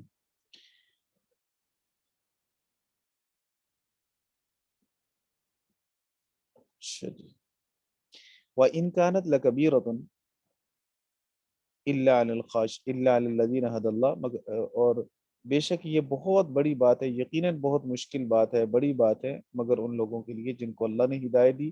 وَمَا كَانَ اللَّهُ لِيُضِيعَ إِيمَانَكُمْ، اللہ نہیں ہے کہ وہ ضائع کر دے ایمان والوں کو، اللہ تعالیٰ نہیں ہے کہ ان کے ایمان کو ضائع کر دے۔ ان اللہ بالناس لرؤوف رحیم، بے شک اللہ تعالیٰ لوگوں پر یقیناً بہت مہربان، رحم کرنے والا ہے۔ وما جعلنا کے بعد سیرنا نکال کر بتلایا کہ یہاں جعلنا سیرہ کے معنی میں ہے، جعلنا متعدی بدو مفعول ہے، سیرنا کا مطلب ہوتا ہے ایک حالت سے دوسری حالت کی طرف منتقل ہونا، تو مطلب یہ ہے کہ یہ قبلہ ایک حالت سے دوسری حالت کی طرف منتقل ہوا۔ وما جعلنا، نہیں منتقل کیا ہم نے قبلہ کو ایک حالت سے دوسری حالت کی طرف، لک الآن الجہہ، قبلہ ہم نے نہیں بنایا قبلہ کو آپ کے لیے، الآن الجہت، اس وقت جو جہت ہے آپ کی، جس طرح منہ کر کے آپ نماز پڑھتے ہیں، التی کنت علیہ اولا وہی الکعبہ، اور وہ کعبہ ہے۔ سب سے پہلے رسول کریم صلی اللہ علیہ وسلم نے کعبہ کی طرف مکہ میں نماز پڑھی، اور بعض حضرات فرماتے ہیں کہ کعبہ، چونکہ مکہ کے اندر کعبہ اور بیت المقدس دونوں ایک ہی جانب پڑھتے تھے تھوڑے سے فرق کے ساتھ، تو نبی کریم صلی اللہ علیہ وسلم کعبۃ اللہ میں نماز اس طرح سے پڑھا کرتے تھے کہ بیک وقت آپ کا چہرہ بیت اللہ اور بیت المقدس دونوں کی طرف ہوتا۔ اور بعض حضرات فرماتے ہیں کہ اللہ کے رسول مکۃ المکرمہ میں خالص بیت اللہ ہی کی طرف منہ کر کے نماز پڑھتے تھے، اور پھر اس کے بعد بیت المقدس کا حکم ہوا، اور پھر اس کے بعد دوبارہ بیت اللہ کا حکم ہوا، تو تحویل قبلہ دو بار ہو گیا۔ جو حضرات فرماتے ہیں کہ رسول پاک صلی اللہ علیہ وسلم بیک وقت دونوں قبلوں کی طرف منہ کر کے نماز پڑھتے تھے، ان کے نزدیک تحویل قبلہ ایک ہی مرتبہ ہے کہ جب مدینہ میں آئے تو پھر تالیف قلب کے لیے رسول پاک صلی اللہ علیہ وسلم اہل کتاب کی تالیف قلب کے لیے بیت المقدس کی طرف منہ کر کے نماز پڑھنے لگی، کیونکہ مدینہ میں آ کر بیت اللہ اور بیت المقدس دونوں ایک جانب نہیں پڑھتے بلکہ ایک دوسرے کے بالکل مخالف سمت میں آ جاتے ہیں۔ اگر بیت اللہ مشرق کی طرف ہے تو بیت المقدس مغرب کی طرف، تو ایک ہی وقت میں دونوں کی طرف منہ کر کے نماز نہیں پڑھی جا سکتی تھی، اس لیے نبی پاک صلی اللہ علیہ وسلم بیت المقدس کی طرف منہ کر کے نماز پڑھ رہے تھے اللہ کے حکم سے۔ پھر اس بات کی دل میں تڑپ اور چاہت ضرور تھی کہ بیت اللہ جو کہ میرے ابا ابراہیم علیہ السلام کا تعمیر کردہ ہے اسی کی طرف منہ کر کے نماز پڑھوں، پھر اللہ رب العزت نے اس کی طرف منہ کر کے نماز پڑھنے کا حکم دیا، تو یہ تحویل قبلہ ایک بار ہوا ان حضرات کے نزدیک۔ تو فرمایا ایک بات تو یہ سمجھ لیں، اولا وحی الکعبہ، وکانہ صلی اللہ علیہ وسلم یصلی الیہا، اللہ کے حبیب کعبہ کی طرف منہ کر کے نماز پڑھتے تھے۔ فلما ہاجرا، جب اللہ کے رسول نے ہجرت کی، امیر بھی استقبالی بیت المقدس یا مقدس دونوں طرح پڑھنا جائز ہے، رسول کریم صلی اللہ علیہ وسلم کو حکم دیا گیا بیت المقدس کی طرف منہ کر کے نماز پڑھنے کا، تألفا للیہودی، یہود کے دلوں کو نرم کرنے کے لیے، تاکہ رکاوٹ نہ ہو ایمان کو قبول کرنے میں، اسلام کو قبول کرنے میں، کیونکہ اپنا دین چھوڑ کے دوسرے دین میں داخل ہونا بڑا مشکل کام ہے، اور یہاں ایک قبلہ کو چھوڑ کر دوسری قبلہ کی طرف منہ کر کے نماز پڑھنا شاق ہوگا ان کے لیے۔ جب انہی کی قبلہ کی طرف منہ کر کے نماز پڑھیں گے تو ایک بات دل میں یہ آئے گی کہ ہمارے مشترکات زیادہ ہیں، سوچنے سمجھنے کا انہیں موقع ملے گا، غور اور تدبر کرنے کا انہیں موقع ملے گا، اس لیے جب غور و فکر کریں گے تو دین اسلام کو قبول کرنا ان کے لیے آسان ہوگا۔ فصلی الیہ ستۃ او سبعۃ عشر شہرا، یہ پاک صلی اللہ علیہ وسلم نے 16 یا 17 ماہ تک ان کی طرف منہ کر کے نماز پڑھی بیت المقدس کی طرف، ثم حولا، پھر اس کو تحویل کا، پھر اس کو پھیر دیا گیا، الا لنعلم، اللہ فرماتے ہیں کہ تاکہ ہم جان لیں، بھی اللہ تو جانتا ہے، وہ تو عالم بذات الصدور ہے، اگر اللہ پہلے نہیں جانتا تھا اور اب جان لے تو یہ تو علم، یہ تو اللہ کی صفت کا حادث ہونا لازم ہے، کہ جبکہ اللہ کی جیسے ذات قدیم ہے باقی ہے، ویسے ہی اللہ کریم کی ساری صفات بھی قدیم بھی ہیں باقی بھی ہیں۔ اس لیے مفسر علیہ الرحمہ امام جلال الدین سیوطی رحمہ اللہ تعالی نے لنعلم کے بعد علم ظہور نکال کر یہ اس اعتراض کا جواب دیا ہے کہ حقیقی علم تو اللہ کو ہے کہ کون بدبخت اس پر اعتراض کرے گا اور کون نبی پاک صلی اللہ علیہ وسلم کی اتباع کرے گا، لیکن یہاں مراد علم ظہور ہے، اس علم کو ظاہر کرنا ہے، اور علم ظہور کا حادث ہونا یہ کوئی اللہ کی ذات میں اس سے کوئی نقص لازم نہیں آتا اللہ کی صفات میں۔ تو اصل علم تو اللہ کا قدیم ہی ہے، اللہ جانتے، لیکن اس علم کو اللہ کبھی ظاہر کرتا ہے، تو یہاں علم ظہور مراد ہے، یا یوں کہہ لے کہ یہاں اللہ لنعلم کا مطلب یہ ہے لیظہرہ، تاکہ اللہ اس کو ظاہر کر دے کہ اللہ کو تو معلوم ہے کہ کون اعتراض کرے گا اور کون اعتراض نہیں کرے گا، کون اسلام پہ باقی رہے گا، کون یہود کے فتنہ میں مبتلا ہو کر اسلام کو چھوڑ کر الٹے قدم واپس ہو جائے گا، یعنی مرتد ہو جائے گا، یہ اللہ کو علم ہے، لیکن بندوں کو تو نہیں ہے نا کہ کون مرتد ہوگا کون نہیں ہوگا، اس لیے اللہ نے یہ ماحول بنایا، یہ ایک تحویل قبلہ والا حکم اللہ تعالیٰ نے دیا تاکہ لوگوں پر بھی ظاہر ہو جائے یہ مرتد ہے اور یہ مسلمان ہے حقیقی سچے دل سے، یہ اتباع کرنے والا ہے اور یہ اتباع سے نکلنے والا ہے۔ شاید بات آپ کو سمجھ آ گئی ہوگی۔ جی بالکل آ اس گئی۔ لیے اس لیے فرمایا الا لنعلم من یتبع الرسول، کون رسول کی اتباع کرتا ہے، فیصدقہ، تو وہ اس کی تصدیق کرے گا، جو اتباع کرے گا وہ آقا صلی اللہ علیہ وسلم کی اس بات میں تصدیق کرے گا کہ آپ فرما رہے ہیں کہ اب قبلہ بیت اللہ تو آمنا وصدقنا، ممن ینقلب علی عقبیہ، ان میں سے جو اپنی ایڑیوں کے بل واپس پلٹتے ہیں، یرجو الی الکفر، یعنی کفر کی طرف واپس لوٹتے ہیں، شکن فی الدین، دین میں شک کرتے ہوئے، وظنا ان النبی صلی اللہ علیہ وسلم فی حیرۃ من امرہ، اور اس بات میں اور یہ گمان کرتے ہوئے کہ اللہ کے رسول تو اپنے حکم کے اندر ہی حیران و پریشان ہے کہ میں کیا کروں، کبھی بیت اللہ، کبھی بیت المقدس، کبھی بیت اللہ، تو یہ تو حیرانگی والی بات ہے، پریشانی والی بات ہے، انہیں خود اس بات پہ اطمینان نہیں ہو رہا کہ میں حکم قبلہ کس کو بناؤں، بیت اللہ کو بناؤں یا بیت المقدس کو بناؤں، اس لیے تو کبھی اس کی طرف منہ کر کے نماز پڑھ رہے ہیں، کبھی اس کی طرف۔ وقد ارتد لذلك جماع، ایک جماعت اس کی وجہ سے مرتد بھی ہوئی، وہ نئے نئے مسلمان تھے، ابھی ایمان ان کے دل میں مضبوط ہوا نہیں تھا، یا منافق تھے، اسلام کا اظہار صرف کر رہے تھے، تو یہود نے جب یہ اس طرح کے شوشے اڑائے اور وساوس لوگوں کے دلوں میں ڈالے کہ یہ نبی کی تو یہ تو اللہ کا نبی ایسا نہیں ہوتا، اللہ کا حکم تو ایک ہی ہوتا ہے، یقینی اور محکم ہوتا ہے، تو ان کا یوں بار بار قبلہ بدلنا یہ اس بات کی دلیل ہے کہ یہ نبی نہیں ہے، یہ تو اپنے معاملہ میں پریشان ہے بیچارے کہ ہم کس کی طرف منہ کر کے نماز پڑھیں۔ تو ان مخففہ من الثقیلہ و اسمہ محذوف ای و انہا، و ان کانت کی شروع میں جو ان ہے، مفسر رحمہ اللہ تعالیٰ فرمانے کی ان شرطیہ نہیں ہے، شکل تو اس کی ان شرطیہ والی ہے، لیکن حقیقت میں یہ مسقلہ سے مخففہ کیا گیا، مسقلہ کہتے ہیں جس پر شد ہے، مخففہ کہتے ہیں اس سے شد کو ختم کر دیا جائے، تو اصل میں یہ انا حروف مشبہ بالفعل ہے، انا، انا کا انا، لیت لعل، جو آپ نے حروف مشبہ بالفعل پڑھے ہیں انہی میں سے ہے، تو یہ تاکید کے لیے یہاں لایا گیا اور اس کی شد کو ختم کر دیا گیا۔ انا اور ان کے اندر ان نافیہ بھی آتا ہے، ان شرطیہ بھی ہوتا ہے، ان تاکید کے لیے بھی آتا ہے، اور یہاں ان تاکید کے لیے ہے تو اس کی دلیل یا اس کی علامت یہ ہوتی ہے کہ ان تاکید کے لیے جب آئے تو اس کی خبر پر لام تاکید کا داخل ہوتا ہے، اور ان نافیہ جب آتا ہے تو اس کے بعد اللہ حرف استثناء آتا ہے، ان شرطیہ ہو تو آگے جزا ہوتی ہے۔ تو یہاں ان کانت لکبیرہ، یہ لکبیرہ اس کی خبر ہے جی، ان کانت لکبیرۃن یہ اس کی خبر ہے، اور خبر یہاں مرفوع ہے، لہذا یہ ان مخففہ من الثقیلہ ہے، واسمها معذوف، اس کا اسم معذوف ہے، آپ نے پڑھا ہے کہ ان حرف مشبہ بالفعل مبتدا اور خبر پر داخل ہوتے ہیں، مبتدا کو اپنا اسم اور مبتدا کی خبر کو اپنی خبر بنا لیتے ہیں، اپنے اسم کو نصب اور خبر کو رفع دیتے ہیں۔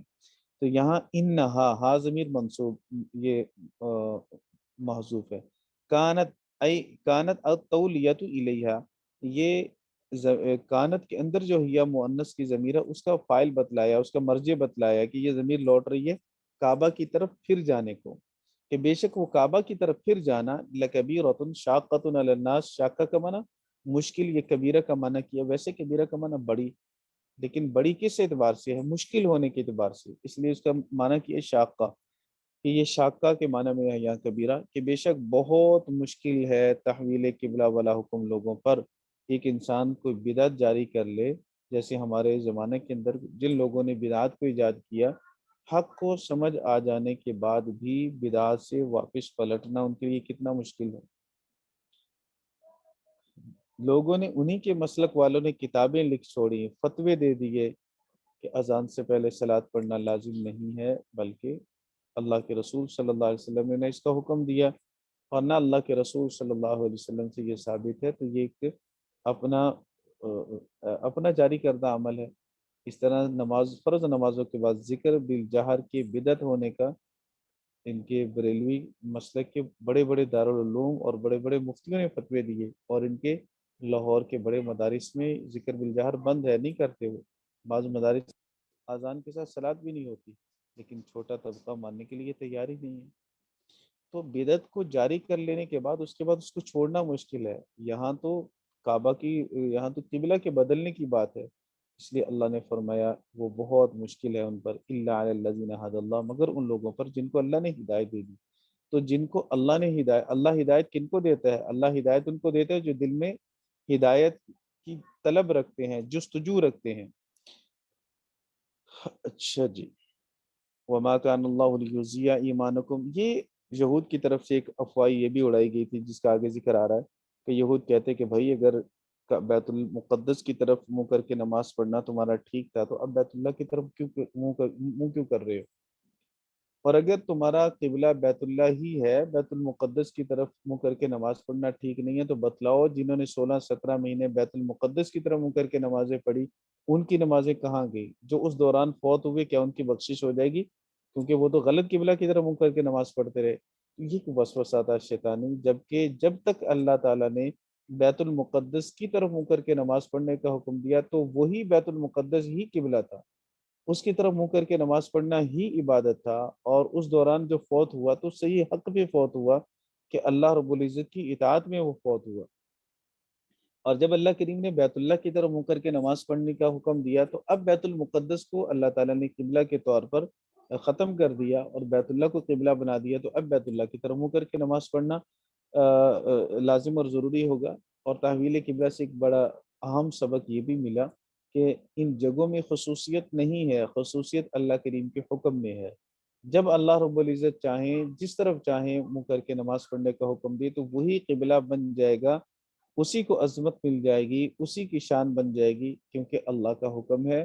تو اصل تخصیص، اصل اہمیت اور فضیلت اللہ کریم کے حکم کی ہے۔ اللہ رب العزت فرماتے ہیں کہ وما کان اللہ لیضیع ایمانکم، اللہ ان کے ایمان کو ضائع نہیں کرے گا۔ مفسر رحمہ اللہ تعالی نے ایمان کی تفسیر صلاتکم کے ساتھ کی کہ اللہ ان کی نمازوں کو ضائع نہیں کرے گا، تو اللہ رب العزت نے یعنی نماز پر ایمان کا لفظ بولا ہے۔ صلاتکم الی بیت المقدس، بیت المقدس کی طرف جو منہ کر کے نمازیں پڑھی اللہ ان نمازوں کو ضائع نہیں کرے گا، بل یصیبکم علیہ، بلکہ اللہ ان پر ثواب دے گا، لأن سبب نزولها السؤال امم مات قبل التحویل، اس لیے کہ اس کا شان نزول، اس کے نزول کا سبب وہ سوال کرنا ہے ان لوگوں کے بارے میں جو تحویل قبلہ کے حکم سے پہلے فوت ہو گئے تھے۔ ان اللہ بالناسی، ان اللہ بالناس کے بعد المؤمنین نکال کر بتایا، یہاں بھی الف لام عادی خارجی کا ہے، اور المؤمنین الناس سے مراد خاص طور پر ایمان والے ہیں، مطلق الناس مراد نہیں ہے، کیونکہ ناس کا اطلاق تو سب پر ہوتا ہے، مؤمن ہو یا کافر ہو، لیکن المؤمن کہہ کر بتلایا کہ یہاں الناس پر الف لام احد کا ہے۔ لرؤوف الرحیم فی عدم اذاعت اعمالہم، ان کے اعمال کو ضائع نہ کر کے اللہ بہت رحم کرنے والا مہربان ہے۔ والرأفت شدت الرحمہ وقدم الابلغ للفاصلہ، یہ ایک سوال کا جواب ہے۔ ایک تو حضرت نے رؤوف کا معنی بیان کیا کہ رؤوف کا معنی ہے شدت الرحمہ، رحمت کی شدت۔ جب رحمت کی شدت رؤوف کے اندر پائی جائے گی تو رحیم کے اندر تو رحمت والا معنی بنسبت رؤوف کے کم پایا جائے گا۔ قاعدہ اور ضابطہ یہ ہے کہ ادنا سے اعلیٰ کی طرف ترقی ہوتی ہے، اعلیٰ سے ادنا کی طرف نہیں آتے۔ تو پھر یہاں ہونا تو یہ چاہیے تھا ان اللہ بالناسی لرحیم رؤوف، کہ اللہ تعالیٰ مہربان ہے، بہت زیادہ مہربان ہے۔ تو یہ ادنا سے اعلیٰ کی طرف جا رہے ہیں، اللہ مہربان ہے، بہت زیادہ مہربان ہے۔ جب پہلے آپ نے بہت بڑی رحمت کو بیان کر دیا، اس کے بعد اب چھوٹی رحمت کو بیان کر رہے ہیں، یہ تو اعلیٰ سے ادنا کی طرف ہے، تو اعلیٰ سے ادنا کی طرف تو نہیں آتے۔ اس کا جواب مفسر رحمہ اللہ تعالیٰ نے دیا کہ بات تو ایسے ہی ہے، قاعدہ اور ضابطہ تو یوں ہی ہے کہ ادنا سے اعلیٰ کی طرف جاتے ہیں، لیکن یہاں معاملہ الٹ اس لیے ہے کہ یہاں فاصلہ کی رعایت کی گئی ہے، اور فاصلہ کہتے ہیں آیت کے آخری لفظ کو جہاں وقت کیا جاتا ہے کہ وہ ہم وزن آ جائیں، اس لیے یہاں اس وزن کی رعایت کر کے، جیسے بسم اللہ الرحمن الرحیم کے اندر بھی ایسے ہی ہے، الحمدللہ رب العالمین کے اندر بھی ایسے ہی ہے، الرحمن الرحیم مالک یوم الدین، آخر میں وہ آیات کے جو وقف ہے وہ ملتا جلتا ہے۔ اس لیے یہاں بھی فرمایا ان اللہ بالناسی لرؤوف الرحیم، مفسر فرماتے ہیں والرأفت شدت الرحمہ، رأفت تو کہتے ہیں رحمت کی شدت کو، وقدمہ اس کو پہلے لایا گیا، قدم الابلغ جو زیادہ بلیغ ہے، جس کے اندر شدت رحمت والا معنی زیادہ پایا جاتا ہے، اس کو مقدم اس لیے کیا گیا للفاصلہ، فاصلہ کی وجہ سے۔ اور میں نے عرض کیا کہ فاصلہ کا معنی ہے آیات کے آخری وقت، جیسے اشعار کے آخری قافیہ ہوتے ہیں۔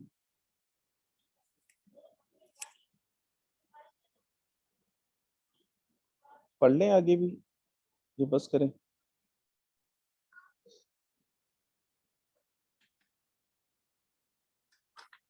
کیوں جی حضرات علماء کافی ہے جی۔ ارادہ تو تھا کہ رکوع پورا کر لیں، لیکن پھر ہدایہ رہ جائے گی۔ حضرت یہ ٹھیک ہے اپنے دو تلفظ کیے، بیت المقدس اور بیت المقدس، تو عام طور پر ہم بیت المقدس بولتے ہیں، تو ٹھیک ہے، بولیے کس نے منع کیا آپ کو؟ بیت المقدس بھی ٹھیک ہے۔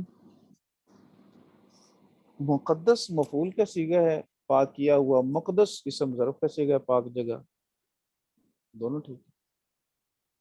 اچھا اچھا۔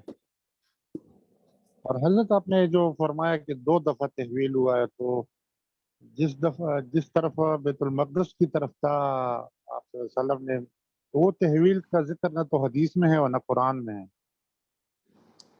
آئے گا جب آپ حدیث کی کتابیں پڑھیں گے نا، رہے گا، سنن نبی داؤد میں بھی آئے گا۔ سیدنا عبداللہ بن عباس رضی اللہ تعالیٰ کا یہی تو اختلاف ہے، وہ فرماتے ہیں تحویل قبلہ 2 بار ہوا، بعض دوسرے مفسرین فرماتے ہیں 1 بار ہوا۔ اچھا، جزاک اللہ۔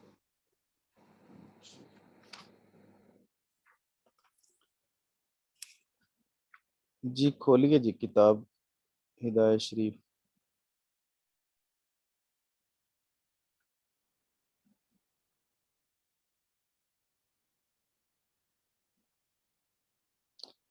آپ نے یہ بتایا نہیں کہ آپ کا جائزہ، اچھا پیر والے دن فائنل ہے، بھی سب تیار ہوں گے پیر والے دن انشاءاللہ۔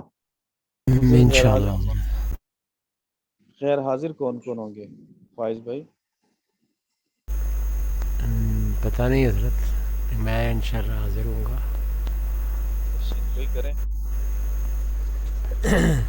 ہاں شیخ عبداللہ ممکن ہے نہ آ سکے. وہ آئے ہوئے ماشاء اللہ ادھر، بس بچوں وغیرہ کے ساتھ مصروفیت ہوئی ہوئی ہے، تو کوشش تو کرتے ہیں کہ وہ کلاس میں آ جائیں. آج ہی ہماری طرف تھے، تو انشاءاللہ آگے تھوڑا سا فارغ ہو کر نا پھر انشاءاللہ دوبارہ آئیں گے. تو ارادہ بھی تھا کہ ساتھیوں کو ملاقات کے لیے بلایا جائے. کچھ احباب کہہ رہے تھے ملنا بھی ہے. بہرحال ابھی تو وہ آج روانہ ہوئے ہیں فیصل آباد، تو انہوں نے پھر وہاں آگے سے جانا ہے شمالی جات علاقوں میں ایک ہفتے کے لیے. تو دیکھیں تھوڑا مشکل ہو جائے گا ان کا آنا. بسم اللہ الرحمن الرحیم. والتیمم ضربتان، تیمم دو ضربیں ہیں. یمسح باحداہما وجہہ وبالاخری یدیہ الی المرفقین، ان میں سے ایک ضرب کے ساتھ وہ مسح کرے گا اپنے چہرے کا، اور دوسری ضرب کے ساتھ اپنے ہاتھوں کا کوہنیوں سمیت. الی المرفقین مع المرفقین، یہ آپ پیچھے پڑھ چکے ہیں وضو کے باب میں. تو مسئلہ یہ متن میں بیان کر دیا کہ تیمم دو ضربیں ہیں، بس دو دفعہ مٹی پہ ہاتھ لگانا ہے، ایک بار چہرے پہ پھیرنا ہے اور دوسری بار ہاتھوں پر کوہنیوں سمیت. دلیل کیا ہے؟ فرمایا نبی کریم صلی اللہ علیہ وسلم نے فرمایا التیمم ضربتان، ضربۃ للوجہ و ضربۃ للیدین. رسول پاک صلی اللہ علیہ وسلم کی یہ حدیث مبارکہ دلیل ہے کہ اللہ کے حبیب نے فرمایا کہ تیمم دو ضربیں ہیں، ایک ضرب چہرے کے لیے اور ایک ضرب دونوں ہاتھوں کے لیے. رسول کریم صلی اللہ علیہ وسلم کہ یہ حدیث محمد بن سیرین رحمہ اللہ تعالیٰ کے خلاف حجت ہے. اگر آپ کے پاس کتاب ہو تو آپ کتاب کی حاشیہ نمبر 6 کو دیکھ سکتے ہیں. وَهُوَ حُجَّةٌ عَلَى ابْنِ سیرین بِأَنَّهُ ثلاث ضربات، ضربۃ للوجہ وضربۃ للکفیہ وضربۃ للذراعیہ. ان کے ہاں تین ضربیں ہیں، ایک ضرب چہرے پر، دوسری دفعہ ہاتھ مٹی پہ لگا کے اپنے ہاتھوں پہ ہی مل لینا اچھی طرح، پھر تیسری ضرب سے اپنے کوہنیوں سمیت سارے بازو پہ ہاتھ پھیرنا. وَيَنْفُضُ يَدَيْهِ بِقَدْرِ مَا يَتَنَاثَرُ التُّرَابُ كَيْ لَا يَصِيرُ مُسْلًا. فرمائے صاحب ہدایہ رحمہ اللہ تعالیٰ فرماتے ہیں کہ جب مٹی پہ ہاتھ پھیرے گا تو ان ہاتھوں کو جھاڑ لے گا اتنا جس سے مٹی جھڑ جائے، تاکہ مسلح نہ ہو. یہ نہ ہو کہ اچھی طرح گرد و غبار باریک مٹی ہے، پاؤڈر بنا ہوا ہے مٹی کا، آپ نے اس پہ ہاتھ لگایا اور پھر چہرے پہ مارا، بعد میں پہچانا ہی نہ جائے کہ یہ کون سے صاحب ہیں، چہرے پہ اتنی مٹی لگ جائے. تو دونوں ہاتھوں کو آپس میں یوں ٹکرانا ہے، ایسے جھاڑنا نہیں ہے، ہاتھوں کو یوں ٹکرانا تاکہ جتنی مٹی گر سکتی ہے وہ گر جائے، پھر اس کے بعد اس سے مسح کر لیجیے. ولا بد من الاستیعاب فی ظاہر روایہ لقیامہ مقام الوضو، چونکہ یہ وضو کا نائب ہے، وضو کا خلیفہ ہے. جیسے وضو کے اندر ہم پانی سے اپنا چہرہ دھوتے ہیں اور چہرے کا استیعاب کرتے ہیں، پورے چہرے کو گھیر لیتے ہیں، ایک بال برابر بھی جگہ خشک رہنے سے چہرہ دوسرا وضو نہیں ہوگا. اسی طرح بعین ہی اسی طرح تیمم کے اندر بھی جب آپ چہرے کا مسح کریں گے یا بازوؤں پہ ہاتھ ماریں گے تو اس وقت بھی اس طرح سے ہاتھ پھیرنا ہے بازوؤں پر اور چہرے پر کہ آپ کی ایک بال برابر بھی جگہ ایسی نہ رہے جہاں پہ آپ کا ہاتھ نہ لگے، کیونکہ یہ خالص طور پر وضو کا خلیفہ اور نائب ہے. اور ظاہر الروایت، ظاہر الروایت کہتے ہیں حضرت امام محمد رحمہ اللہ تعالی کی 6 کتب میں جو مسئلہ ہو، وہ 6 کتب یہ ہیں: جامع الصغیر، جامع الکبیر، سیر صغیر، سیر کبیر، مبسوط اور زیادات. ان 6 کتابوں کے اندر فقہ کا جو مسئلہ مذکور ہوتا ہے اس کو کہتے ہیں ظاہر الروایات، اور فتویٰ اکثر ظاہر الروایات پر ہی ہوتا ہے. اور ان کے علاوہ امام محمد رحمہ اللہ تعالیٰ کی دیگر کتب میں جو مسئلہ مذکور ہو اس کو کہتے ہیں نادر الروایات، اور فتویٰ نادر الروایات پہ نہیں دیا جاتا. صاحب کتاب فرماتے ہیں ولا بد من الاستیعاب فی ظاہر روایہ، ظاہر روایت میں استیعاب ضروری ہے، لقیامہ مقام الوضو، کیونکہ یہ وضو کے قائم مقام ہے. ولہذا قالوا یخلل اصابع، اسی وجہ سے تو فقہا فرماتے ہیں کہ تیمم کے اندر بھی انگلیوں کا خلال کرے گا. یخلل الاصابع وینزع الخاتم لیتم المسح، اور اگر انگوٹھی پہن رکھی ہے تو انگوٹھی کو اتارے گا، وینزع الخاتم، خاتم کو انگوٹھی کو اتارے، لیتم المسح، تاکہ مسح مکمل ہو جائے۔ جیسے وضو کے اندر عضو کا کوئی حصہ بھی خشک رہنے سے وضو نہیں ہوتا، بیان ہی اسی طرح تیمم کے اندر بھی اگر کوئی حصہ ایسا رہ جائے گا جہاں پہ ہاتھ نہیں پھیرا گیا تو آپ کا تیمم پورا نہیں ہوگا۔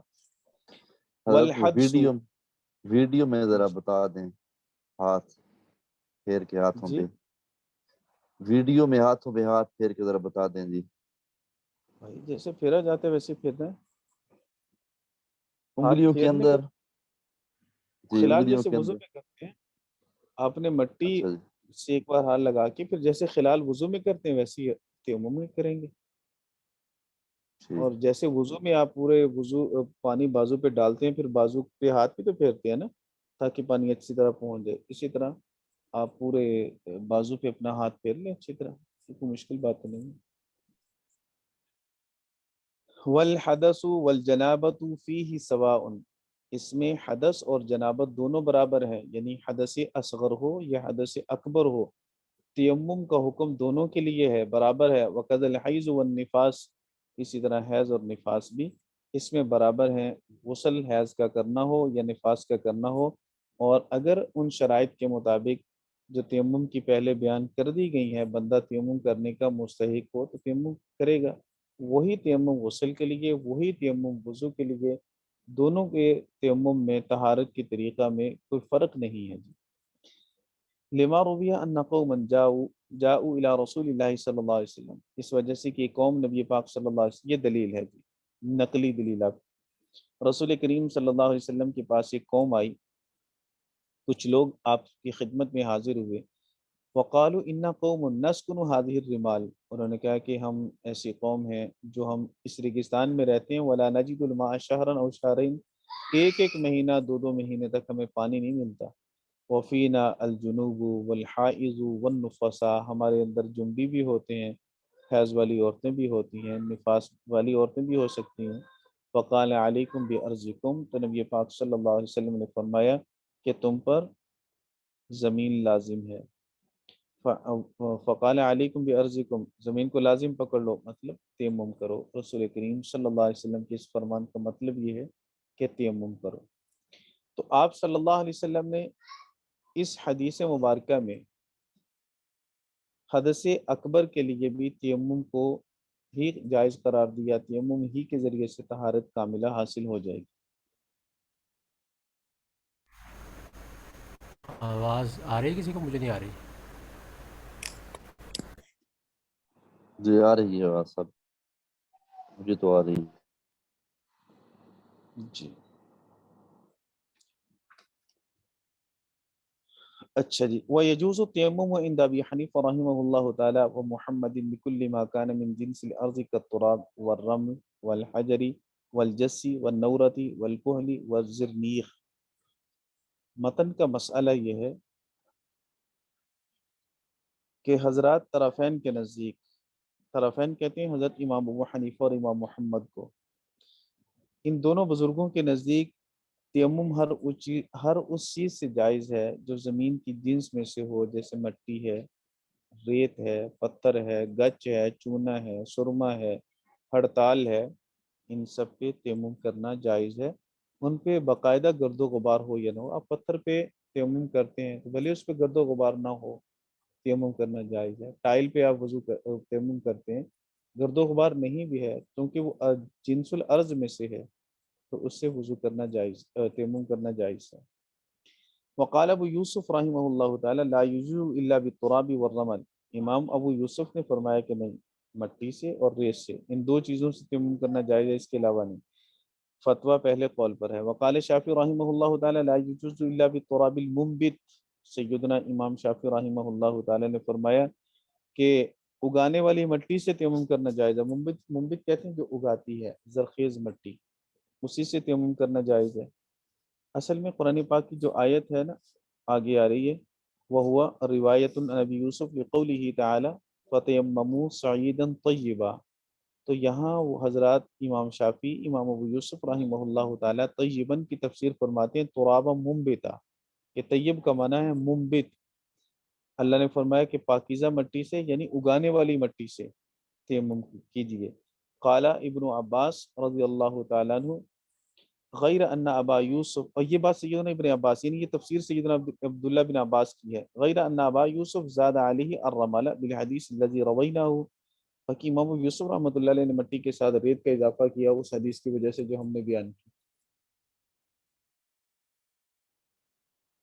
ولہما، طرفین کی دلیل یہ کہ ان السعید اسم لوجہ الارض سمی به لصعودہ، سعید مٹی کو اس لیے کہتے ہیں، سعید ہے زمین کے اوپر والی سطح کا نام، سعید صعود کا معنی اوپر چڑھنا، تو سعید زمین کو اس لیے کہا، زمین کی اس سطح کو کہا گیا جو زمین کی سب سے اوپر والا حصہ ہے.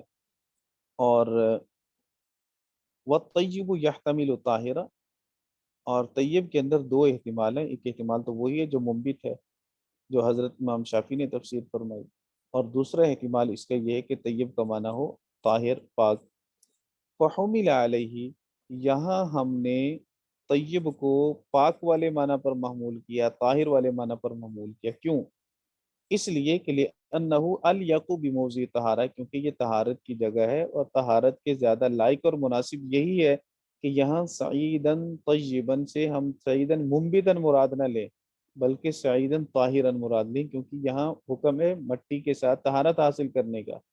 تو اس حکم کے اس جگہ کے زیادہ لائق اور مناسب یہی ہے کہ ہم طیب کا معنی منبت کرنے کی بجائے طاہر کریں، کیونکہ یہاں طہارت کا ہم مسئلہ ہے اور تیمم کی بات ہو رہی ہے، تو کھیتی باڑی اگانے کی بات تو ہو نہیں رہی. لِأَنَّهُ أَلْيَقُ بِمَوْضِعِ طَهَارَةٍ أَوْ هُوَ مراد الاجماع، یا پھر اجماع سے یہی مراد ہے، یعنی طہارت جو پاک والی مٹی کا پاک ہونا یہ سب کے نزدیک بالاجماع ہے. کوئی بھی یہ نہیں کہتا کہ ناپاک مٹی سے آپ وضو کریں اور تیمم کریں. تو جب بالاجماع مٹی کا پاک ہونا ضروری ہے تو یہاں آپ طیب سے پاک ہی مراد لیں نہ کہ منبت مراد لیں.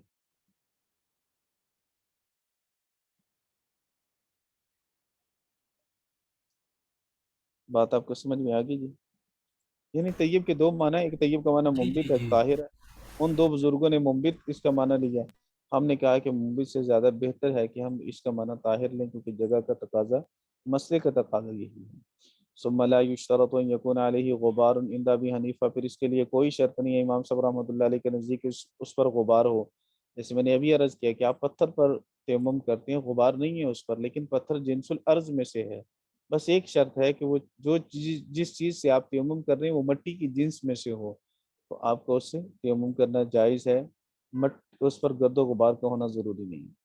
لِإِطْلَاقِ مَا تَلَوْنَا، جو آیت ہم نے تلاوت کی چونکہ وہ مطلق ہے کہ اللہ کے حبیب اللہ رب العزت نے فرمایا فَتَيَمَّمُوا صَعِيدًا طَيِّبًا وَكَذَا يَجُوزُ بِالْغُبَارِ مَعَ الْقُدْرَةِ عَلَى الصَّعِيدِ عِنْدَ أَبِي حنیفہ. اسی طرح اگر کوئی شخص مٹی پر تیمم کرنے پر قادر ہے لیکن وہ مٹی سے تیمم کرنے کے بجائے صرف غبار سے تیمم کرتا ہے، ایک کتاب ہے اس پر غبار پڑا ہوا ہے، کتاب تو جنس الارض میں سے نہیں ہے لیکن کتاب پر جو غبار پڑا ہے وہ غبار تو جنس الارض میں سے ہے، دوسری طرف خالص مٹی کا ڈھیلا پڑا ہوا ہے، آپ مٹی پہ ہاتھ نہیں لگاتے، صرف وہ کتاب پہ پڑی غبار پہ ہاتھ لگا کے تیمم کر لیتے ہیں، تو امام صاحب فرماتے ہیں جائز ہے، چونکہ غبار جنس الارض میں سے ہے لہٰذا اس سے تیمم کرنا جائز ہے. لکڑی کی کوئی چیز ہے اس پہ غبار پڑا ہوا ہے، گرد و غبار، اور آپ نے اسی پہ ہاتھ لگا کے تیمم کر لیا تو آپ کا تیمم جائز ہے، تیمم ٹھیک ہو جائے گا. وہ محمد رحمہ اللہ تعالی لأنہ تراب رقیق، کیونکہ یہ گرد و غبار باریک مٹی ہے جی. والنیت فرض فی التیمم، تیمم کے اندر نیت کرنا فرض ہے. وضو کے اندر آپ پڑھ چکے ہیں نیت کرنا سنت ہے، اور تیمم کے اندر نیت کرنا فرض ہے. وقال ظفر رحمہ اللہ تعالی لیس بفرض لأنه خلف عن الوضوء فلا يخالفه فی وصفه. امام ظفر رحمہ اللہ تعالیٰ کا مسلک یہ ہے کہ جیسے وضو میں نیت کرنا سنت ہے فرض نہیں، ایسے ہی تیمم کے اندر بھی تیمم کے اندر بھی نیت کرنا سنت ہے فرض نہیں. کیوں؟ دلیل کیا ہے؟ حضرت کی دلیل کیا ہے امام ظفر کی؟ فرماتے ہیں کہ یہ وضو کا نائب ہے، وضو کا خلیفہ ہے، جو اصل ہے وہاں آپ فرض نہیں مان رہے، اور جو خلیفہ ہے نائب ہے اس کے اندر آپ اس کو فرض مان رہے ہیں. تو یہ اس طرح تو اصل کی نائب کی اپنے اصل کے ساتھ مخالفت لازم آئے گی، نائب کو اپنے اصل کے ساتھ مخالف نہیں ہونا چاہیے۔ ترجمہ یہ ہے وقال ظفر لیس بفرض، امام ظفر نے فرمایا فرض نہیں ہے نیت کرنا، کیوں؟ یہ دلیل ہے حضرت کی، لأنہ خلف عن الوضوء، کیونکہ یہ وضو کا خلیفہ ہے، فلا یخالفہ فی وصفہ، تو یہ خلیفہ اپنے اصل کے ساتھ وصف میں مخالف نہیں ہوگا۔ ولنا انہ ينبئ عن القصد فلا يتحقق دونہ، ہم نے کہا حضرت جی شریعت مطہرہ میں عبادات کے نام کی بھی رعایت کی گئی ہے۔ تیمم کا معنی ہی قصد کرنا ہے، تو اس کے لغوی معنی کی رعایت بھی کی جائے گی۔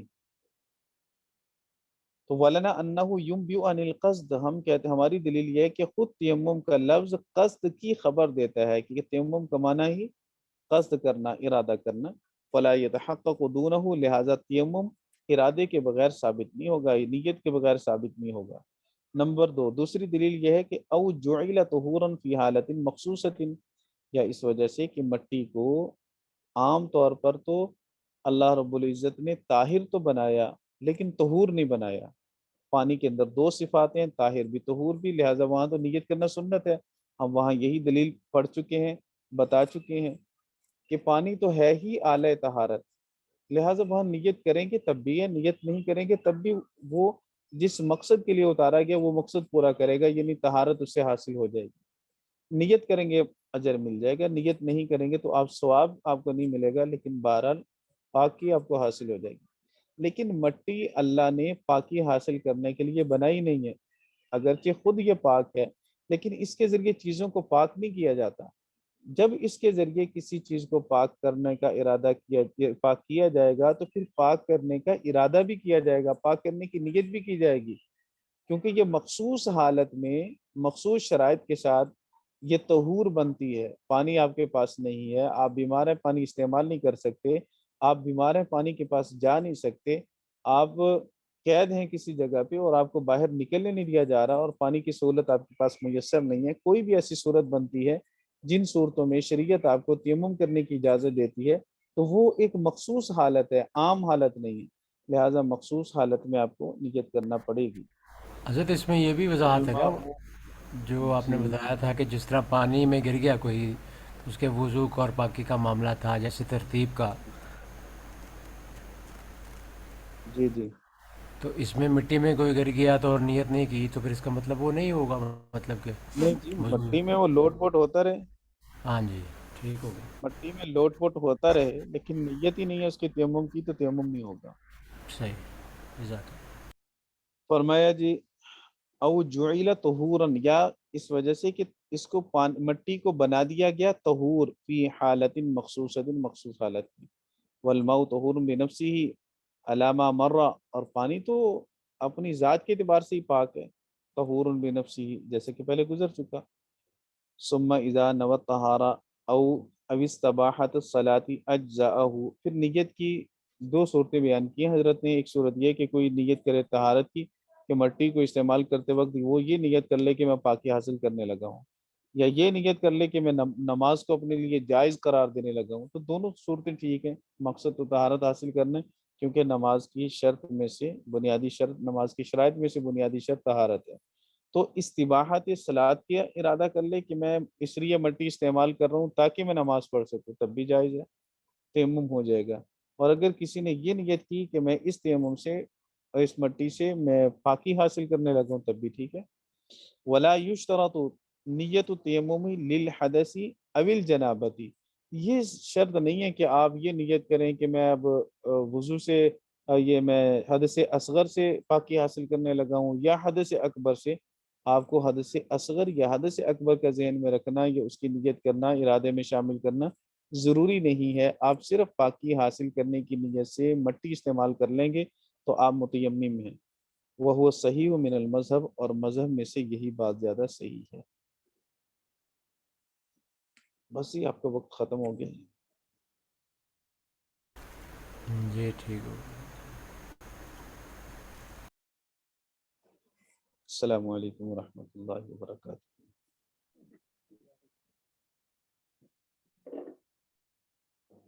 وعلیکم السلام۔ وعلیکم السلام۔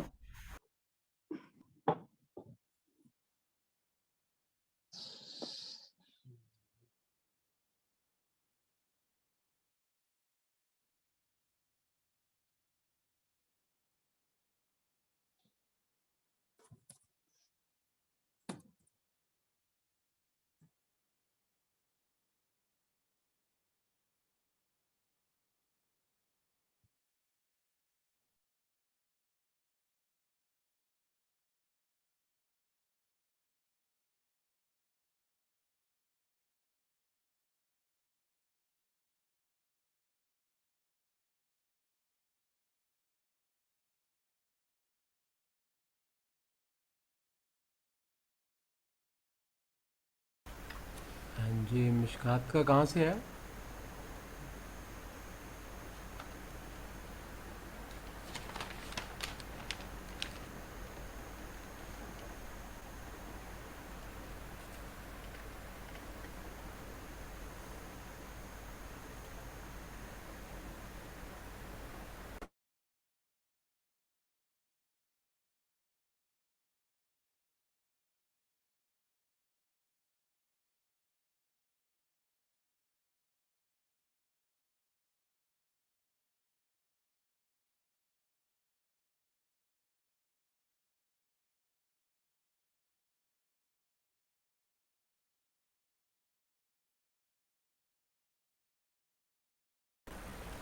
آج مفتی صاحب نے نہیں آنا؟ مفتی ویس صاحب نہیں ہیں؟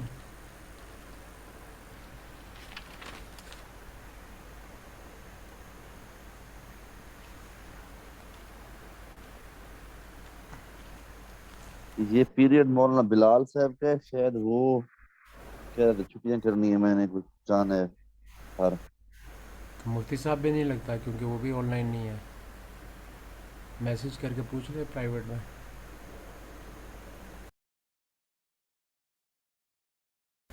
یہ مشکات کا کہاں تک پڑھا ہے سبق مولانا بلال صاحب والا؟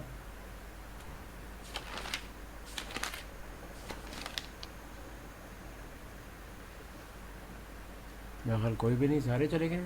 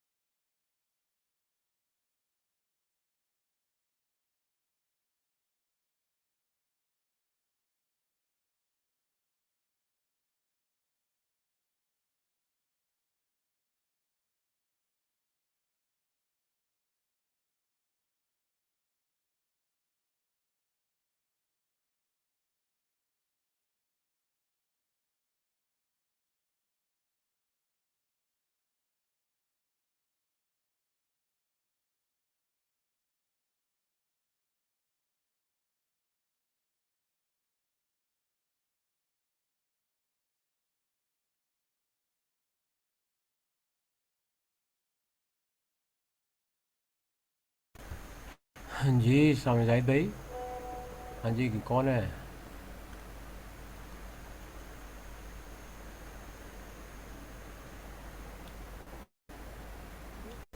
زاہد بھائی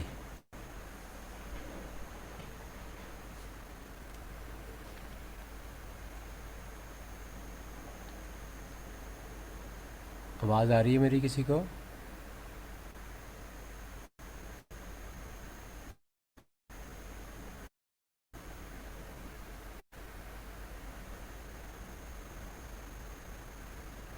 جی عبد الرحمن انفی صاحب، مولانا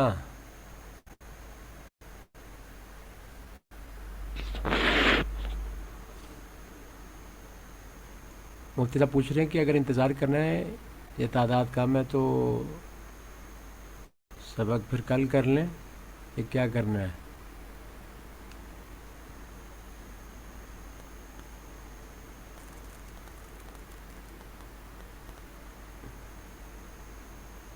کوئی جواب نہیں؟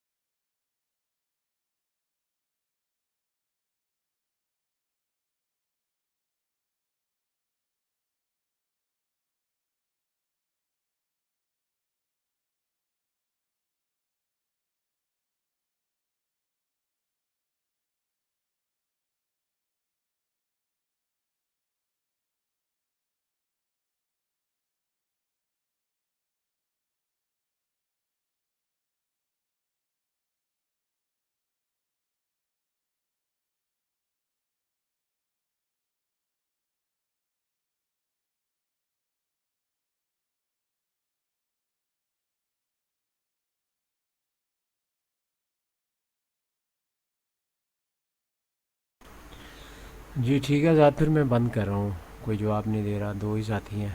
السلام علیکم ورحمۃ اللہ وبرکاتہ۔